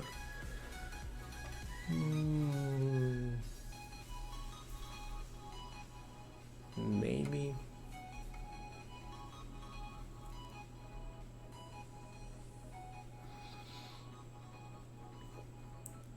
Okay, I'm going to start adding some post-processing just to see and act based on that. So, yeah. Processing global. New.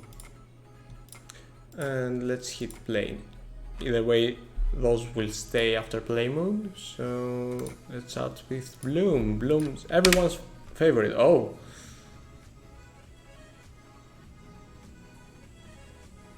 Yeah, I can call it. I mean, it's just needed Bloom. Sometimes all you need is Bloom. I can even go like a bit crazy with the diffusion, like a tiny bit. Maybe the anamorphic ratio as well. No, just keep it like that. I do want some dirt though, so dirt, come on. Thanks, Eri. I think Bloom made all the change really.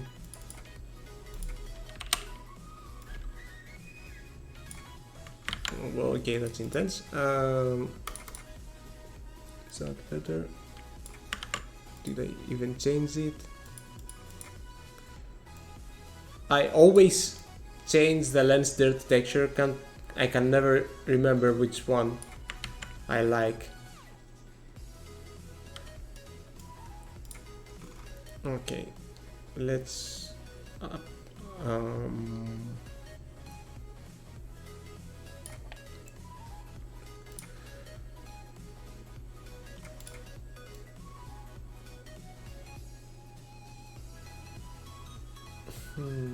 yeah. This is the chaos that is my process when I make these things, by the way. I don't have like one plan or anything. I'm making everything up as I go, and I go back and forth changing things until they feel right.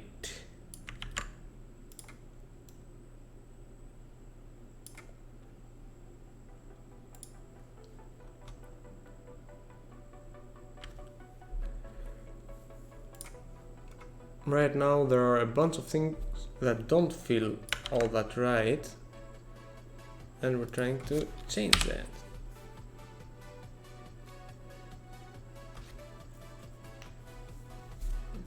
Okay.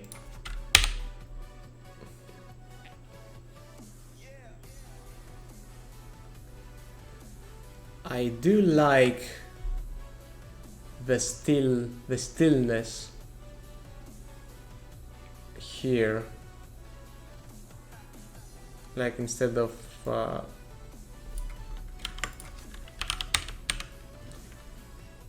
this, or maybe if it was even more discreet,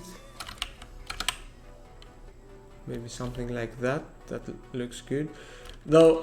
Okay, because I was bored, I actually mapped, I'm actually using the refraction amount to also distort the specularity, which I know makes zero sense, but I just didn't want to add another property because I'm that lazy. So yeah, okay, I think I should now it's a good time to change that.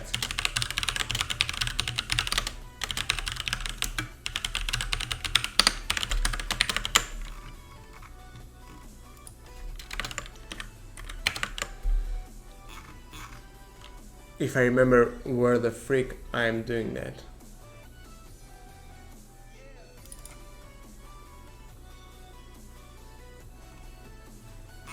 I mean, I can just look into the refraction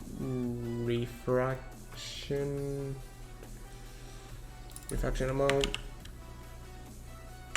here.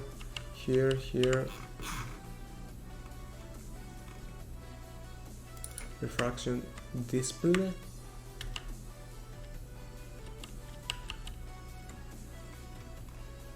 Yeah, this is wrong. Alright, so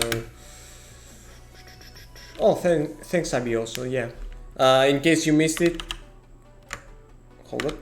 Yeah, it's this one, Synthwave X Fluoromachine, and yeah, it has some instructions to how to add it because it has some additional steps. So yeah, it's a fancy thing. It maybe even makes my code looks prettier, you know, like visually, because in terms of readability, not so much. Specular.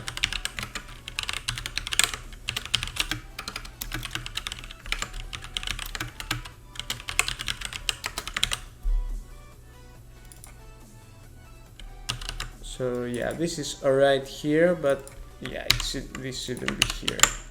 This should be here. Alright.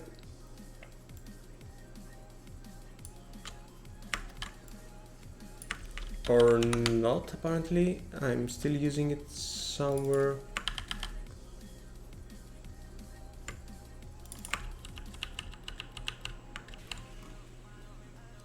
Oh, yeah.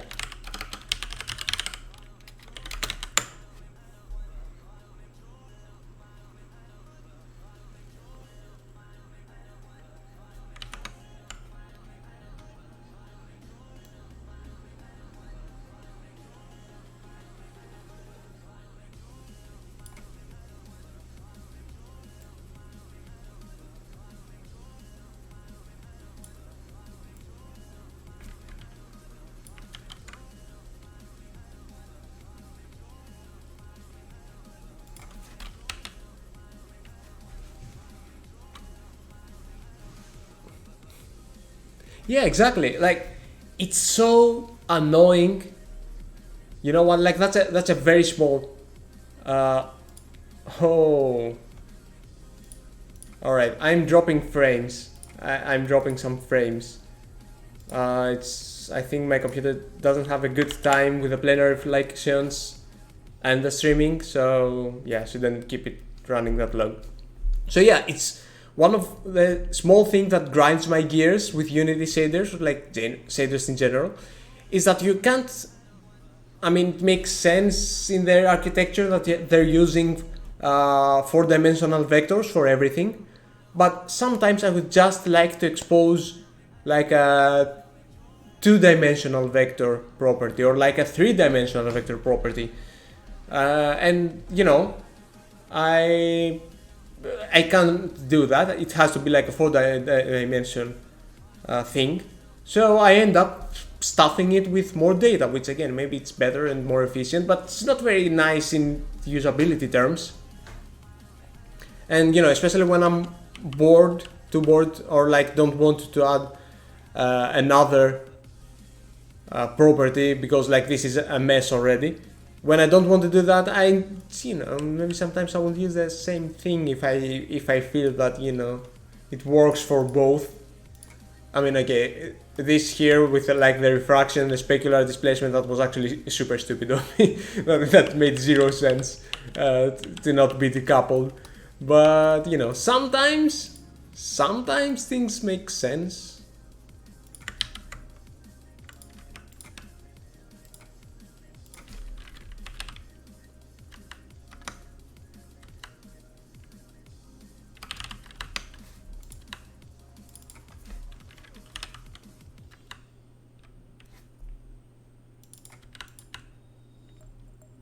Okay, not sure how.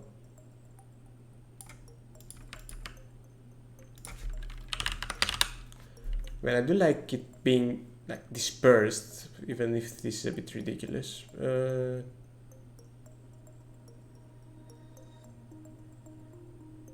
mean, to be fair, I can always like, you know,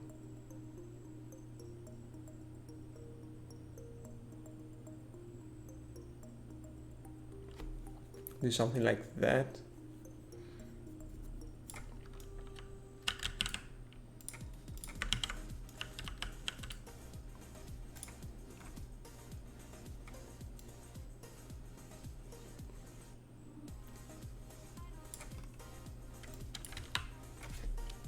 Yikes.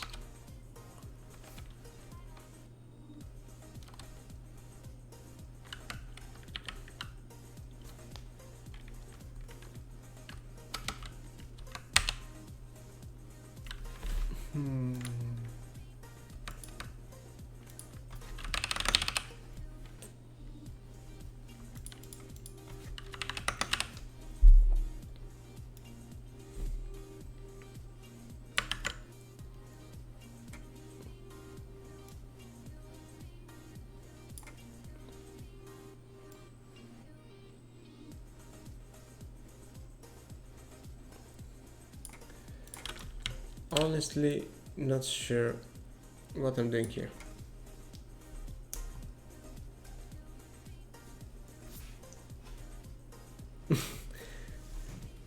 Yeah, well, if you want to like help the actual usability with that, something I do is that I in the property name I add in parentheses, you know, what in brackets what each component does, and then you end up with a name that's like this long and it doesn't even fit in the inspector.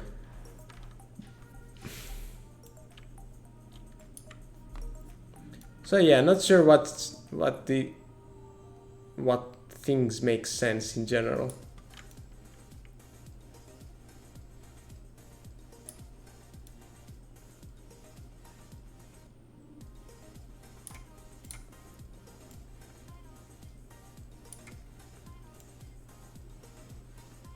Oh, I don't use the specular boost anymore. Why do I keep this property? God damn it.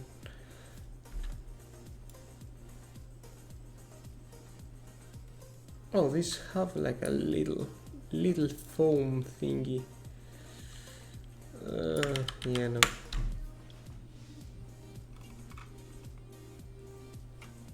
Okay, how does it look in play mode?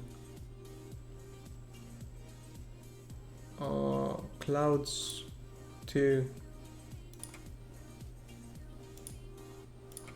intense.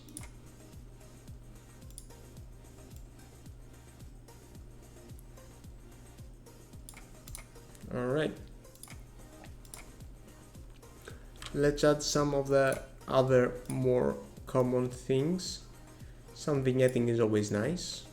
It frames the scene a little better. Yes, I am going to add some chromatic aberration.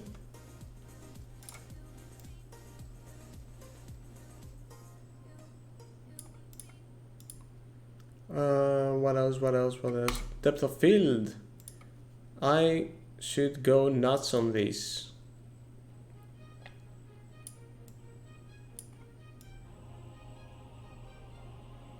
All right.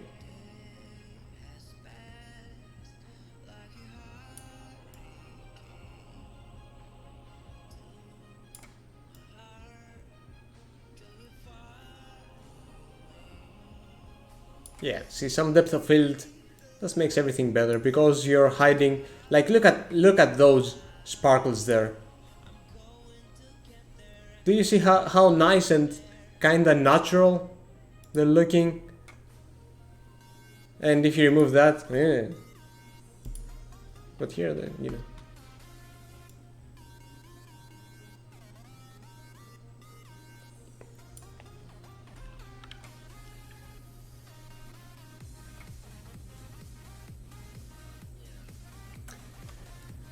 I am fairly annoyed at the thing with the specular here.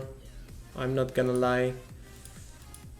Yeah, obviously shadows are not going to fix that.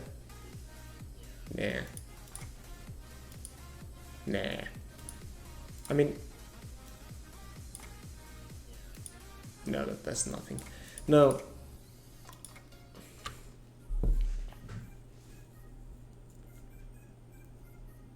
Not sure how.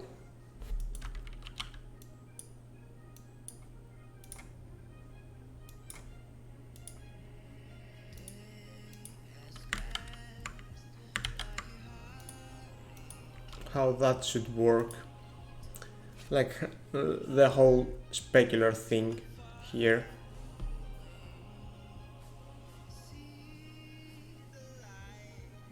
It's obviously unnatural. It's because, you know, it's the specularity coming from the point light. specularity. Again, it's all fake, but it's coming from the point lights.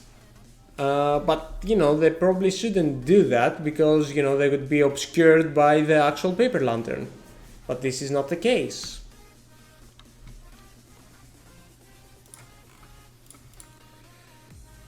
What else? Okay.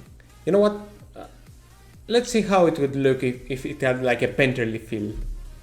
Kuwahara to the rescue. Well, thank you, Avery. So...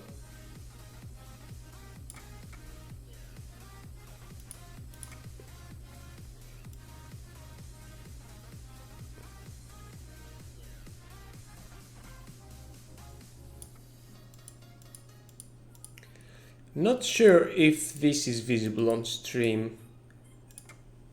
I mean, if I turn it up and you mostly focus on like the highlights and these here, especially like the blurred ones, how they get even more abstracted.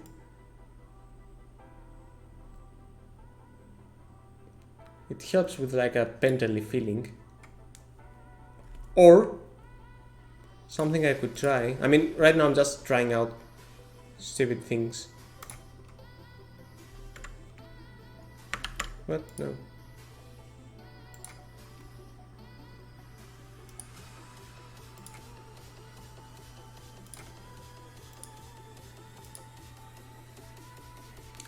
Edge detection and depth of field do not play nice. So forget about that.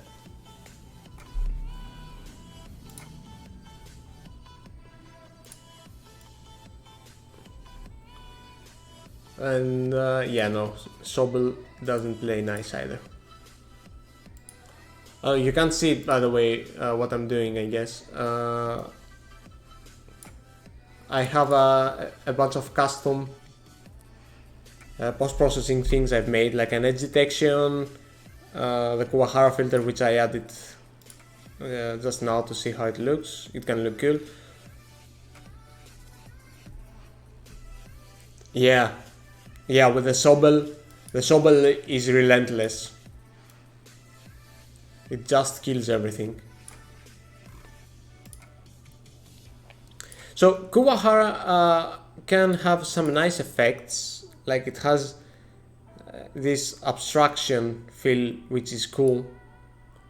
And if you want to enhance all the edges that it destroyed, I can add a sharpen filter on top. That's usually something I do.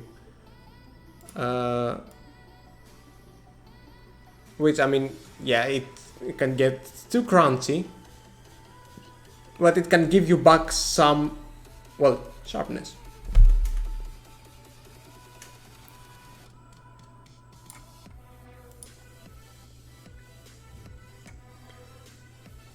So, not digging this vibe here, I'm not gonna lie.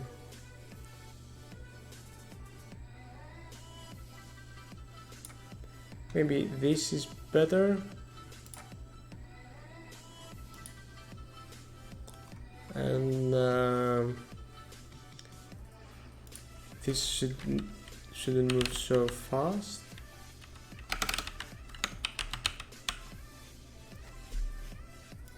Or this.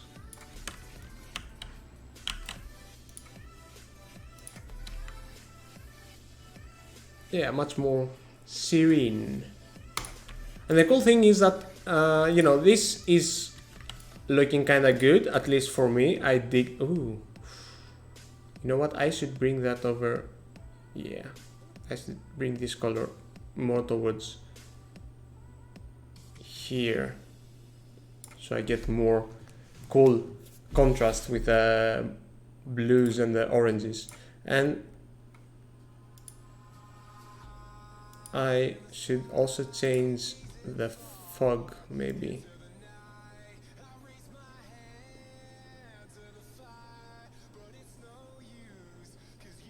Not sure.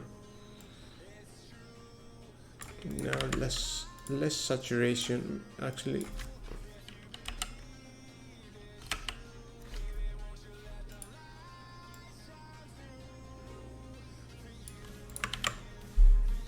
No, I think the fog is okay. I think the fog is okay. So the cool thing is that, okay, this is actually looking kinda cool already, and I haven't even added color grading. Like, usually the best case scenario when I'm working on a scene is that I manage to make it look presentable before I add color grading. And this is like a good scenario for this.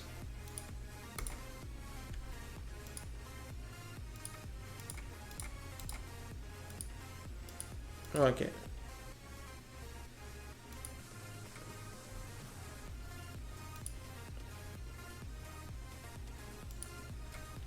So I'm going to, oh, you can see what I'm doing with the color grading, so it's okay. So color grading is kind of like really crunching. It's trying to basically level all my colors. So it's, right now it darkens the mood a lot, but I can like bring back with some exposure.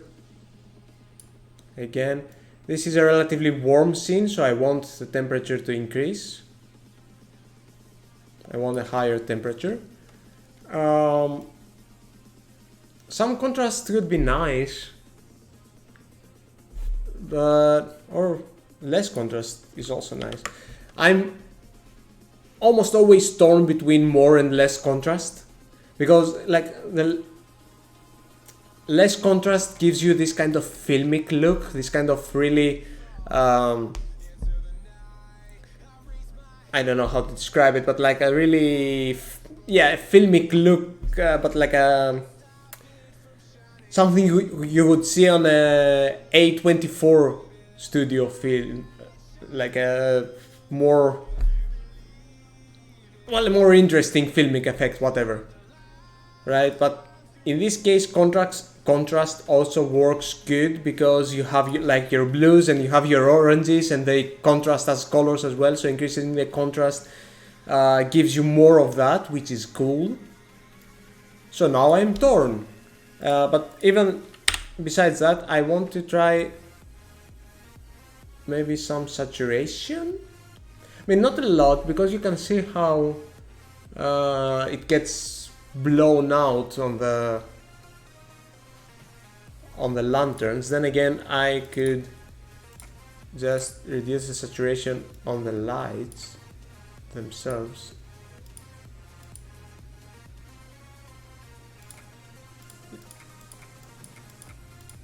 Is it not? Oh, it's not updating on play mode, right. Okay, that's annoying.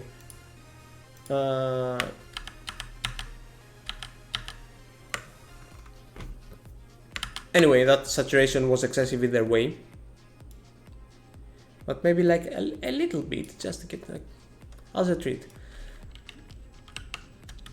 Not in love with this shading here, so gonna bring back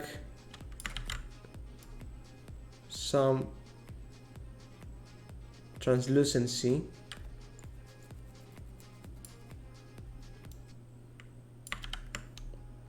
Yeah, that's cool.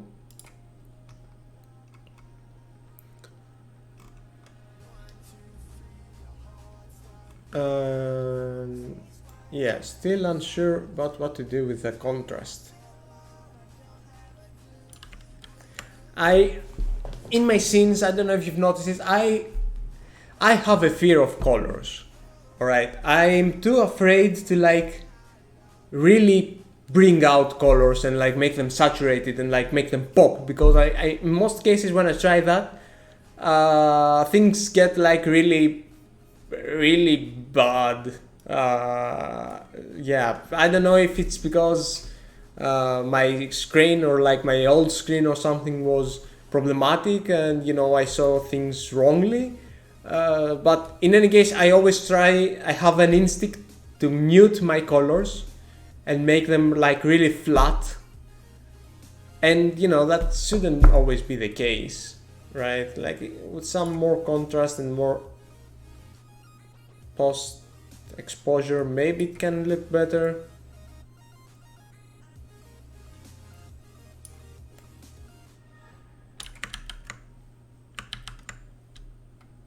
I don't know, what do you think? Also, something I like to do is obviously play around with the trackballs here, the lift, the gamma and the gain. So usually the principle I try to apply is that, you know, lift is like the darker parts, right? And gain is, you know, the lighter part. Usually something I try to do is, you know, having cold colors for the shadows, so usually blue or purples for the shadows, and warmer colors for like the highlights for the gain. So, you know, when I do that, I end up with like, well, this case again might be a bit different, but usually I have like some kind of like purple thing here for the shadows. Maybe lift it up a bit. I feel like I'm ruining it. You know what? I'll not changing the lift.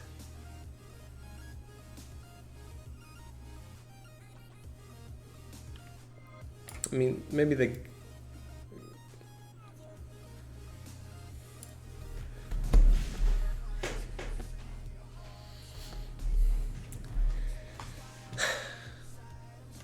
after a point where I'm just tweaking sliders, it becomes just that, tweaking sliders, and I cannot for the life of me understand if I'm doing a better or a worse job. Like, this is it without any color grading. This is how it was before. Right now this looks way worse to me than this. Maybe this is more intense, maybe the contrast needs to go down a bit. Maybe increase the temperature, maybe.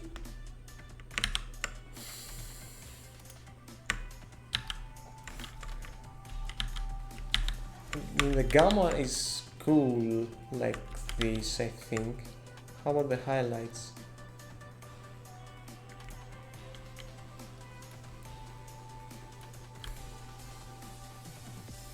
Yeah, no.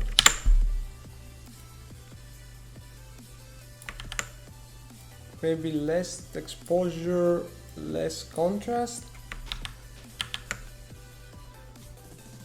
more saturation.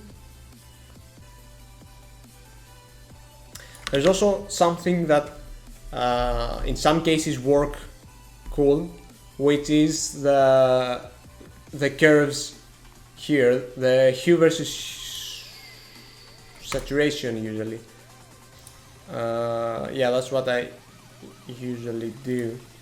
So, like, for example, if I would want to increase the saturation but only like for the lanterns, I could just put like a couple points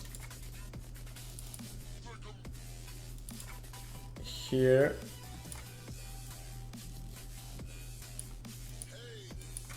Does it work? Yeah, okay, I need to like move it one frame, I guess. So yeah, I can reduce the saturation just for the lanterns, like just for this area of colors here. And you know, in a similar fashion, I can increase it for my blues or decrease it.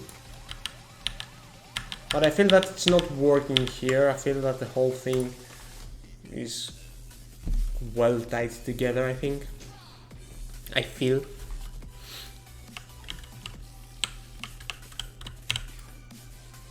I'm not sure.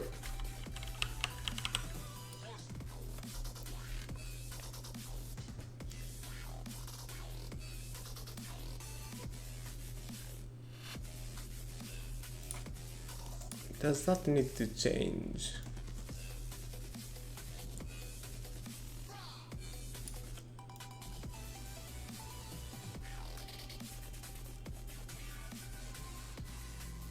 I do like it being darker as it gets away.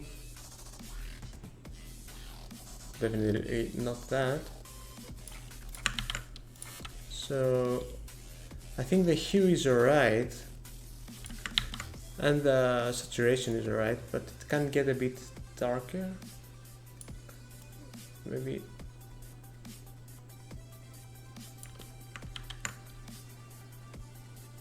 Yeah, darker does look better. Because, you know, you're more focused on the light area, so it makes sense for it to get darker, right? I mean, it could just not have fog at all.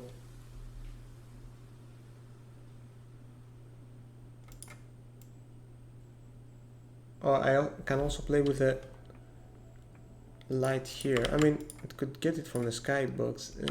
No.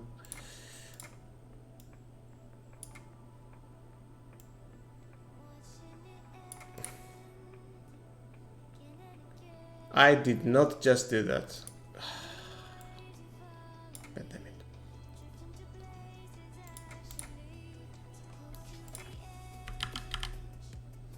Oh, Jesus. Okay.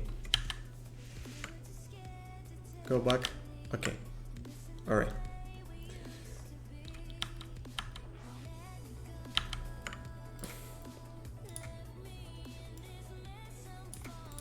It feels too bare without the fog though. I do like maybe some difference there. But it does feel better when it's darker.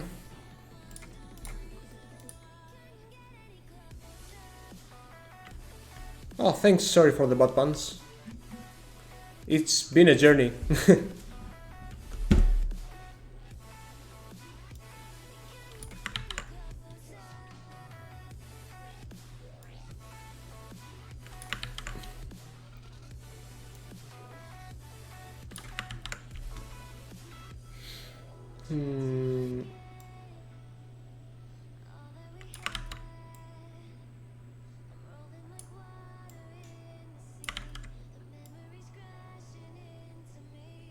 No.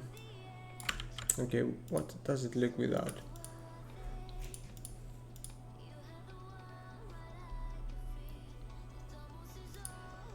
Okay, let me apply some changes. You know what? Okay, let's try changing the point light, maybe less saturated.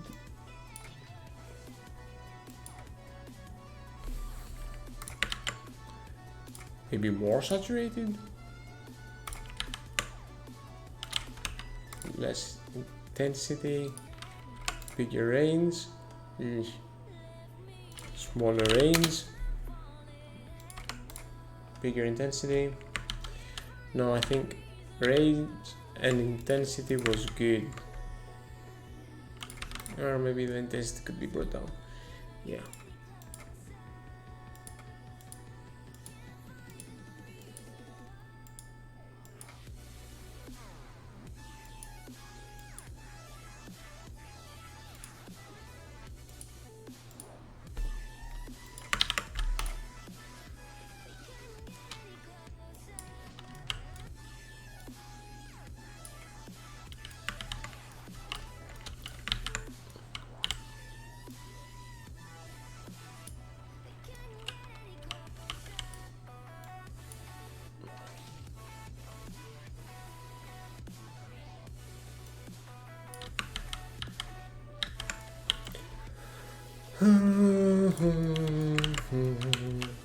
No idea what's working and what's not working, to be honest, right now. Okay, one thing I do know I want is more lanterns.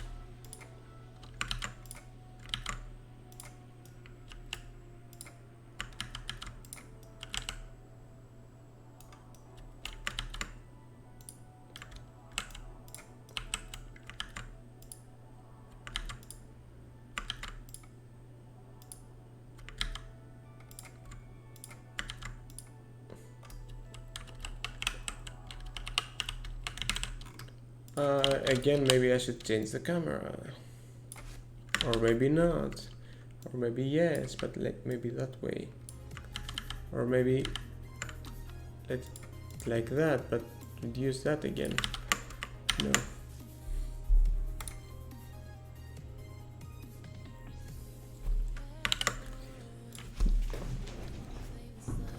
Like, as you can tell, the actual scene is the easy part, but like the tweaking and all the like, details and all that crap, that's what's taking most of the time to get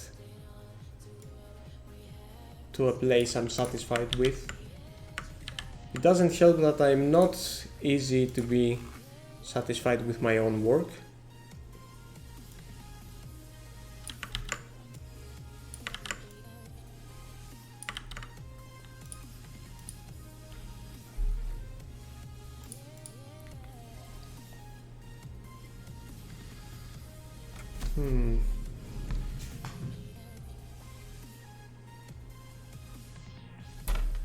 No, it feels too dark. Maybe I should...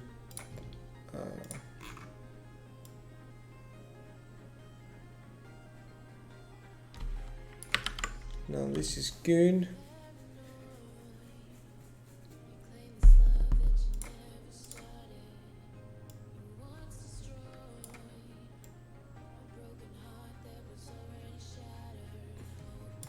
No, that's not good.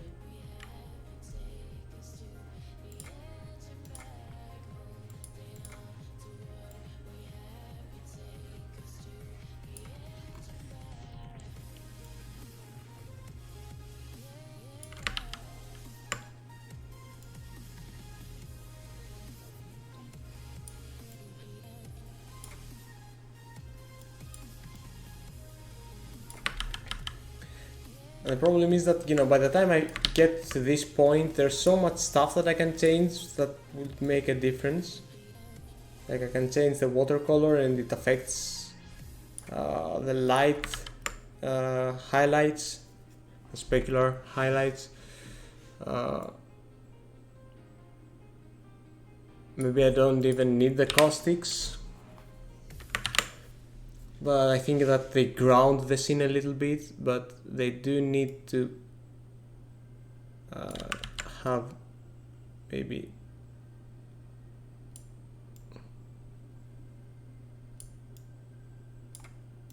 some adjustments with less intensity and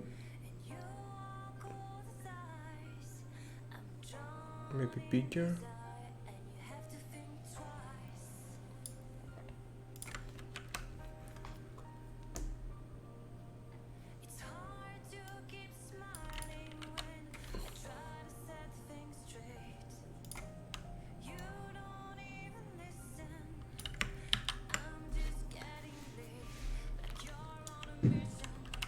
Like the caustics here serve to enhance the feeling of depth, because you can see at least subtly that, you know, they're bigger here, they get smaller there, so you can more easily understand the way that the camera is looking and the perspective.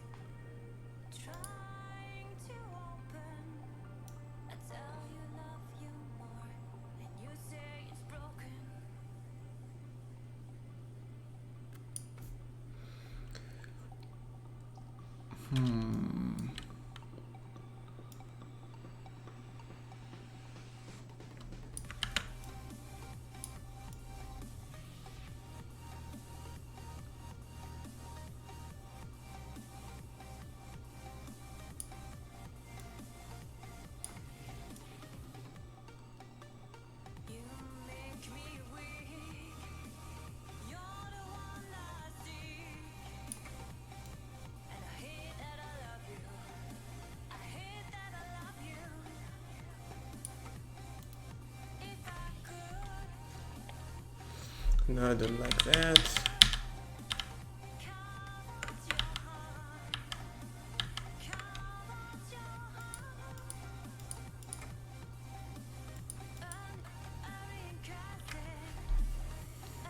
Usually when I'm too frustrated with all the changes and all the tweaks I do until like I get something I like, that's the point where I just say, you know, screw it and just call it finished.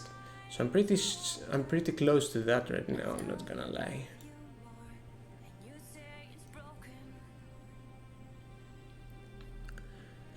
One cool thing about less contrast is that because it gives that filmic look, it kinda makes it feel more like real life in terms that, you know, you get more familiar with this like as a filmic filter, so you know your brain kinda connects it with it being something like a film and therefore like closer to real life.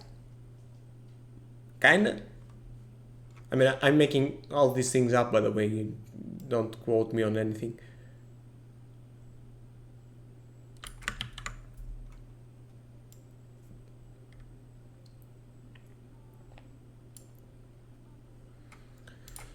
So more caustics.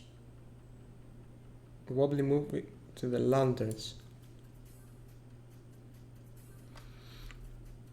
Probably. Hydrate, probably adding some wobbly movement to the lanterns would make the scene better. But either way, I usually when I'm working on a scene, I'm focused on it looking good in one frame, because at least, you know, when I'm posting the work on Twitter, for example, you know, it can be a GIF or a movie, an MP4 or whatever, but you know, as you're scrolling, you just see one frame. So, you know, getting that one frame looking as good as possible is like a good start. And then, you know, making the motion look better, then that's the next step, which I'm not sure if I'm going to take, at least during this stream. Yeah, I guess some motion would make sense. Well, actually it would make a lot of sense. Either wobbling or rotating or even just like moving or like traveling or something. That would make a lot of sense. That's true. But I mean, even if the water is moving right now, I will probably just be focused on having one good frame.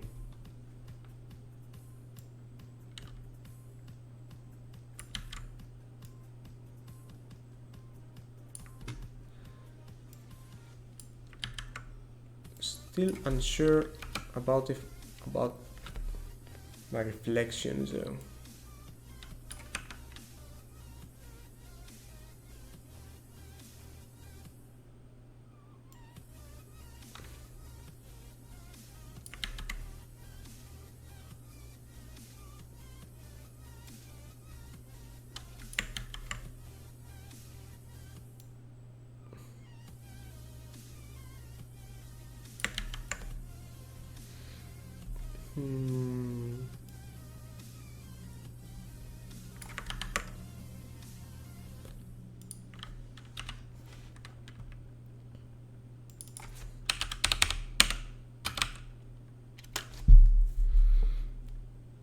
Maybe it would help if I had something under the water surface to like give some variation below and, you know, ground the whole thing. Because right now maybe it looks too abstract, if that makes sense.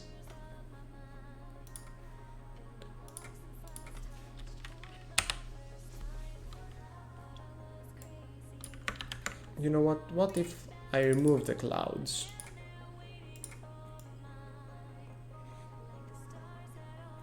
Like, this is looking good, this is not looking good, this is just like a bunch of gradients on a solid water. So I don't buy this.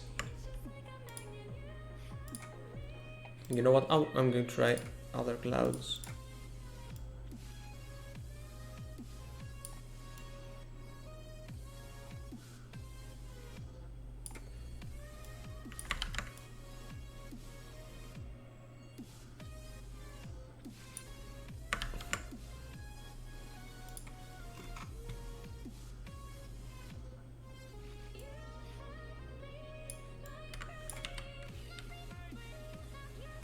I can make the caustics be way more subtle, to be honest. Should they be more like anime caustics?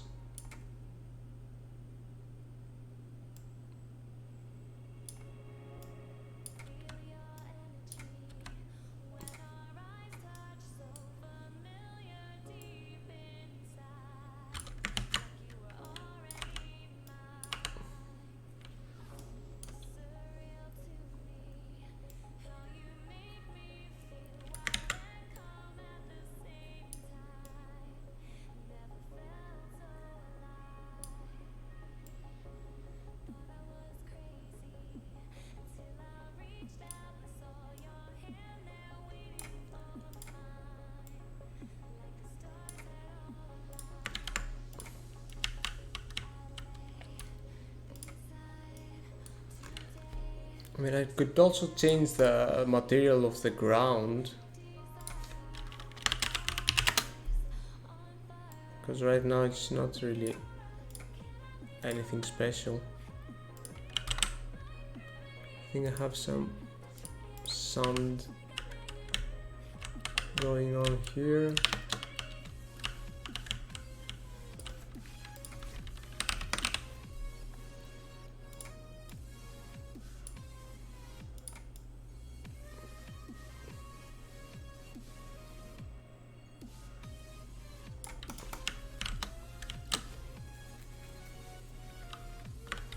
I'm not sure if that makes any difference, to be honest. There's also the color of the directional light, which I can change, and it can... Okay, so this reveals that the normal texture here is not scaled all that well, so maybe increasing that will help. I want to bring the light back though, so set that to 10.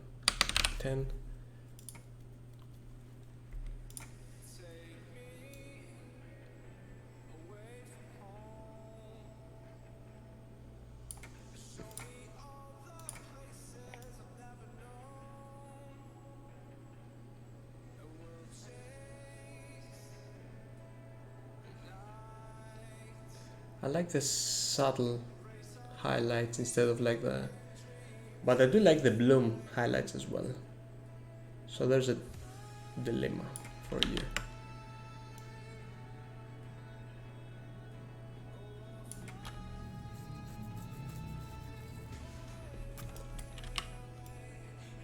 Also, I'm in play mode, so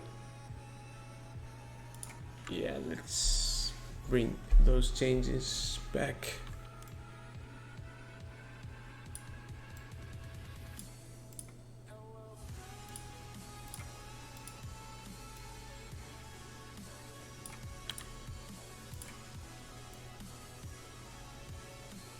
Or it could be even more saturated. That makes no sense, like the moon is not that blue.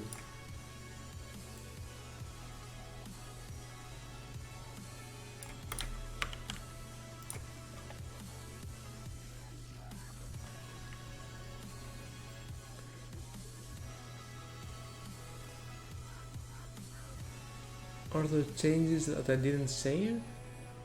Because that doesn't look good.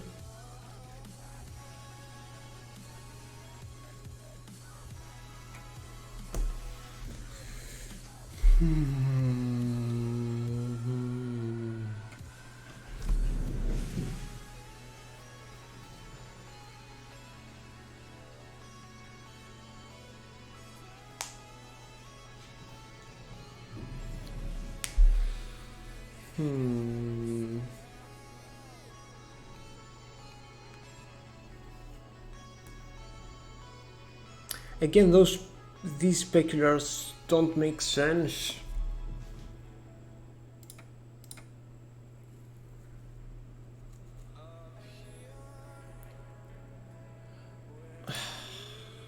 You know what? I'm gonna hack them away.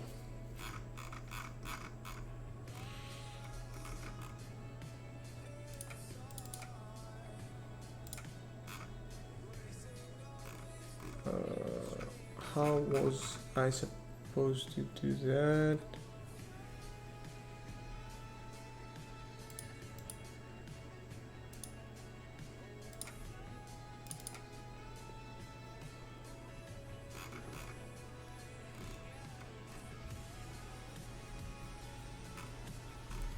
God, I forgot which. At what point did I do that thing with the where I checked what kind of light it was. Oh, it was at the on the deferred shaders. Give me a sec.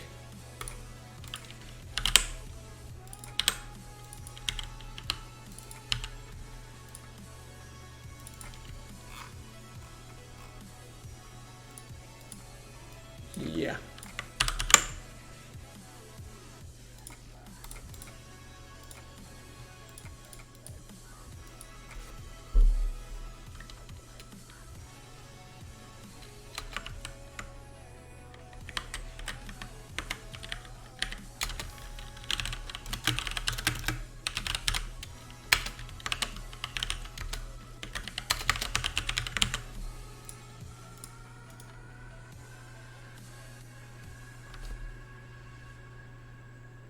Yep.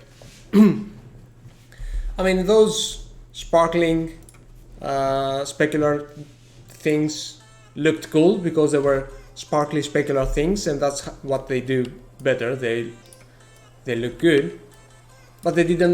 They also didn't make any sense.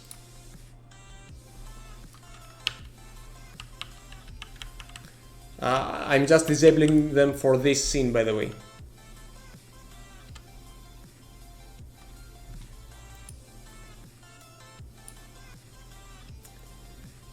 Do you find it easier to code shaders than use shader graph? Yes. Yes, I do.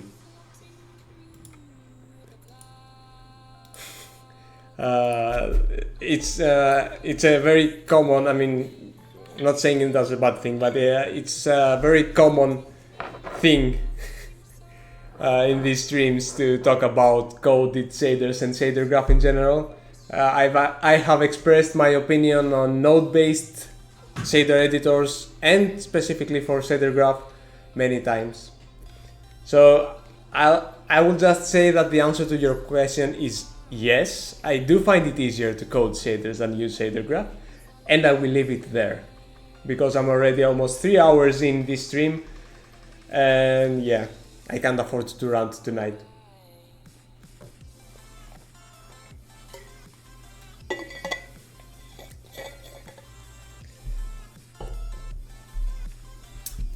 Well, I mean, the premise is the exact same. Like, whatever you end up doing with nodes, I'm doing with code. But yeah, I get that code might seem more complicated, but the syntax is also weird. There's also that. But things are, for me at least, when things are more explicit, when you're not, when you know exactly what's going on in your code, because with graph-based solutions you get some abstraction here and there, so you might not know 100% what's going on under the hood. Yeah, of course, if you have a little experience, any node-based shader creation tool is easier to use. Well, you say that, Sabioso, but honestly, well, I mean, if you're not in URP and HDRP and whatnot, I wouldn't, abandon coded shaders. They might look complicated, but seeing what happens under the hood will also help you later on with shader graph and with any other visual editors.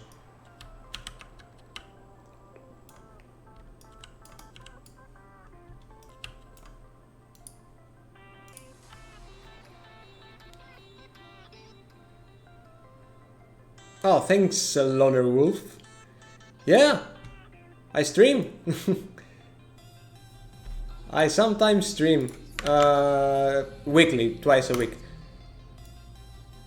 Thanks for the follow, by the way. Okay, that looks better. I think it looks better. It still washes away my colors. And also I'm gonna lose this when I exit play mode. So just hit it there. I'm doing this thing where I'm retreating and trying to wash away my colors again. Do I need more warmer temperature, colder temperature, any tint? I don't know anymore.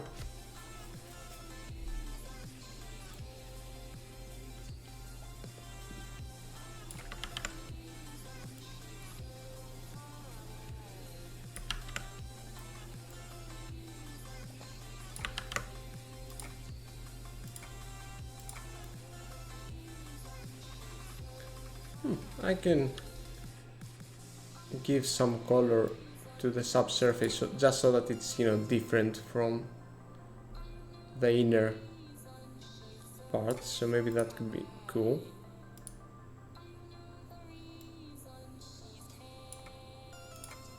Something, I guess.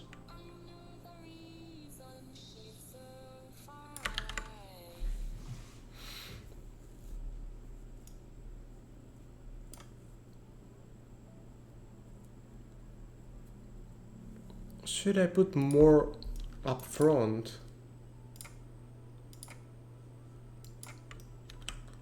Like maybe just a half one. Come on. Just, you know, to give you the impression that there are more behind the camera.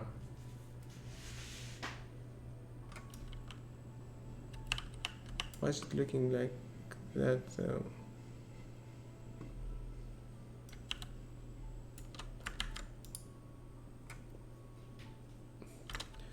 There's a big gap here, so maybe one could go there. There's a big gap there, so one could go there.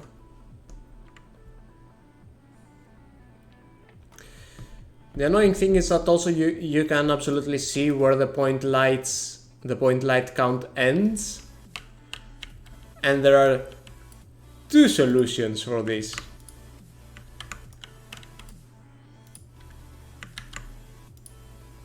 One is, both are pretty straightforward. One is horrible, one is less horrible. And to be honest, I will opt to go for the less horrible just to give some visual coherency. Which is to hit... No, I can't hit them.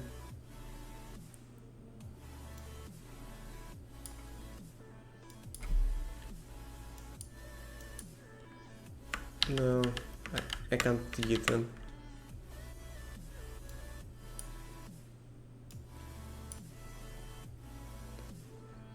You know, maybe reducing this a little bit.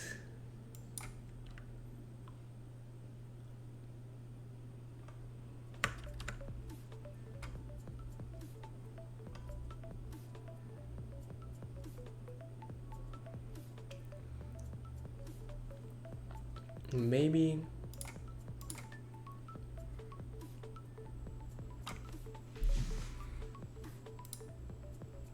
so maybe now I can turn up the saturation. Yeah, now the saturation looks cool because you have some colder colors on the outside because it gets some purple and all that with less frames dropping. Okay. Yeah, I was saying you have some colder colors outside, some warmer inside, so that makes like a nice little contrast within the contrast, right?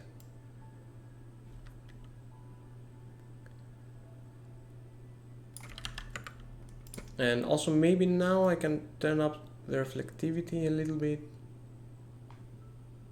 Yeah, just a tiny bit,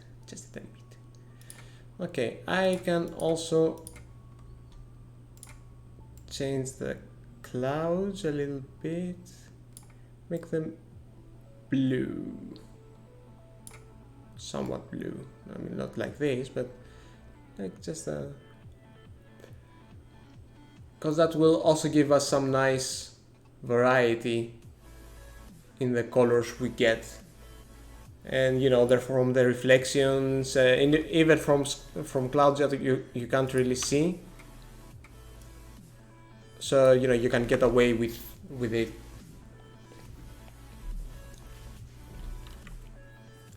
All right. One more thing I want to do, because you know it wasn't heavy enough. Let's add one more camera.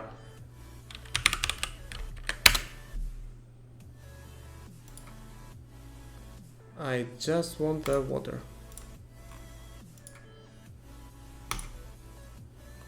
No, cancel. All right, and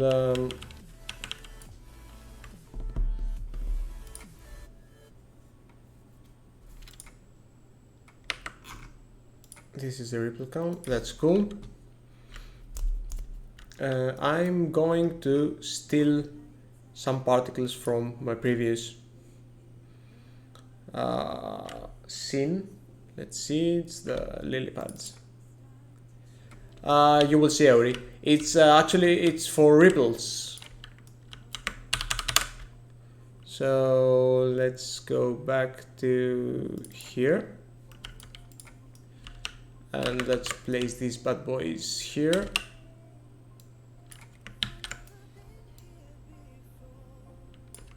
These bad boys are large, so let's fix that. We don't need all that, or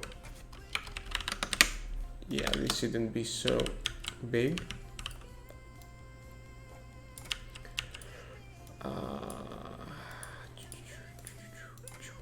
Okay.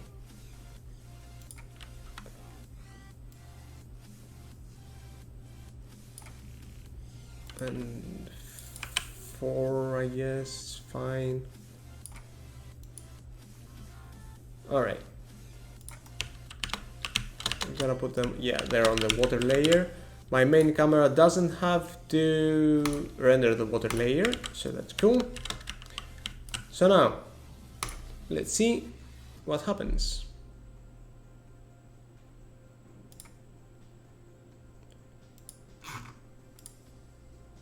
Okay, so yeah, it's because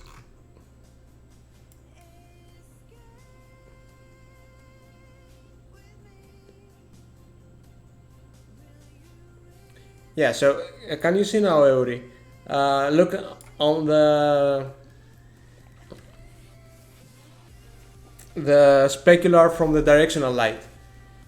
Okay, it gets displaced like to hell and back, but you can also see some kind of rippling happening, like maybe here.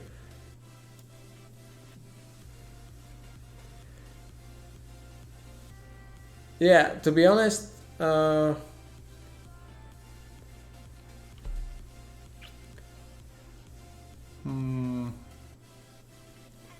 it's not working. Eesh, sorry, frame drops. Yeah, I forget about that. It's not working great because it's also displacing on the when it's black, obviously, because the ripples, yeah, they are okay. I have some problem with my script, I think. Yeah, see, this shouldn't be black, this should be gray. Since I'm making the ripple texture going from -1 to 1, I'm remapping basically the black and the black and white. The neutral color is not black, it's gray. That's what I'm trying to say. That being said, increasing this is still messing up things. But you know what? I think I should embrace chaos.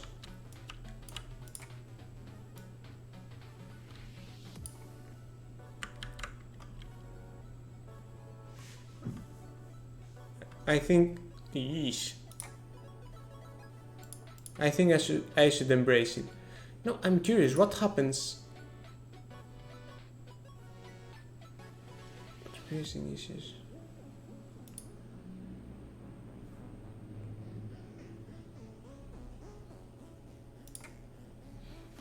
Weird. But anyway.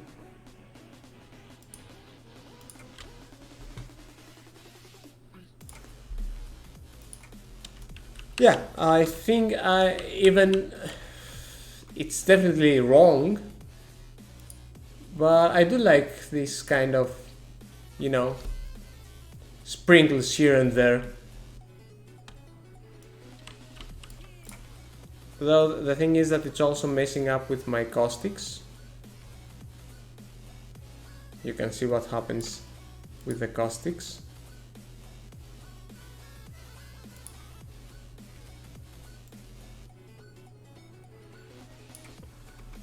So maybe it shouldn't be that intense.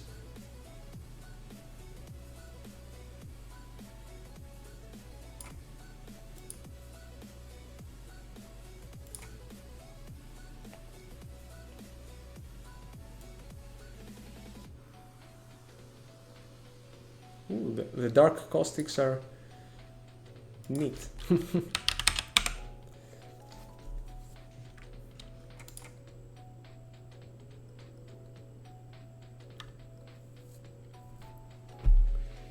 So,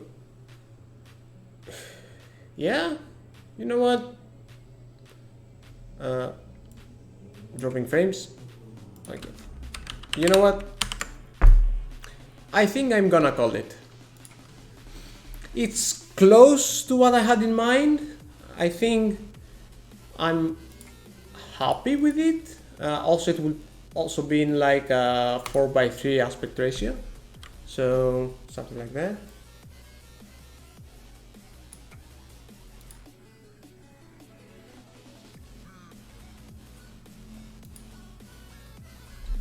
Oh,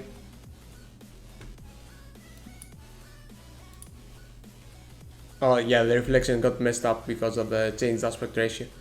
But yeah. Make it so the caustics aren't affected by the displacement. Yes. Yeah, I can make it like that theory, but I'd have to change some stuff, and I already messed this shader up so much.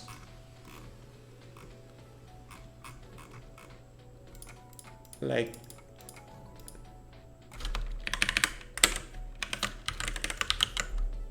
this will bring back these fellows, and yeah, no, they're cool, but they don't make sense, so they just add noise. Thanks, Cyan, and thanks, Eri. Yeah, I think it's cool. I mean, I didn't really want to go all out for the challenge, like, you know, make anything crazy. Don't really have the time, but I thought that it would be something cool to make on a stream, and I'm content with the result.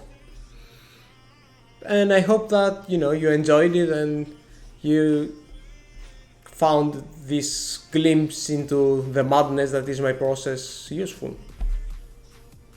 So yeah.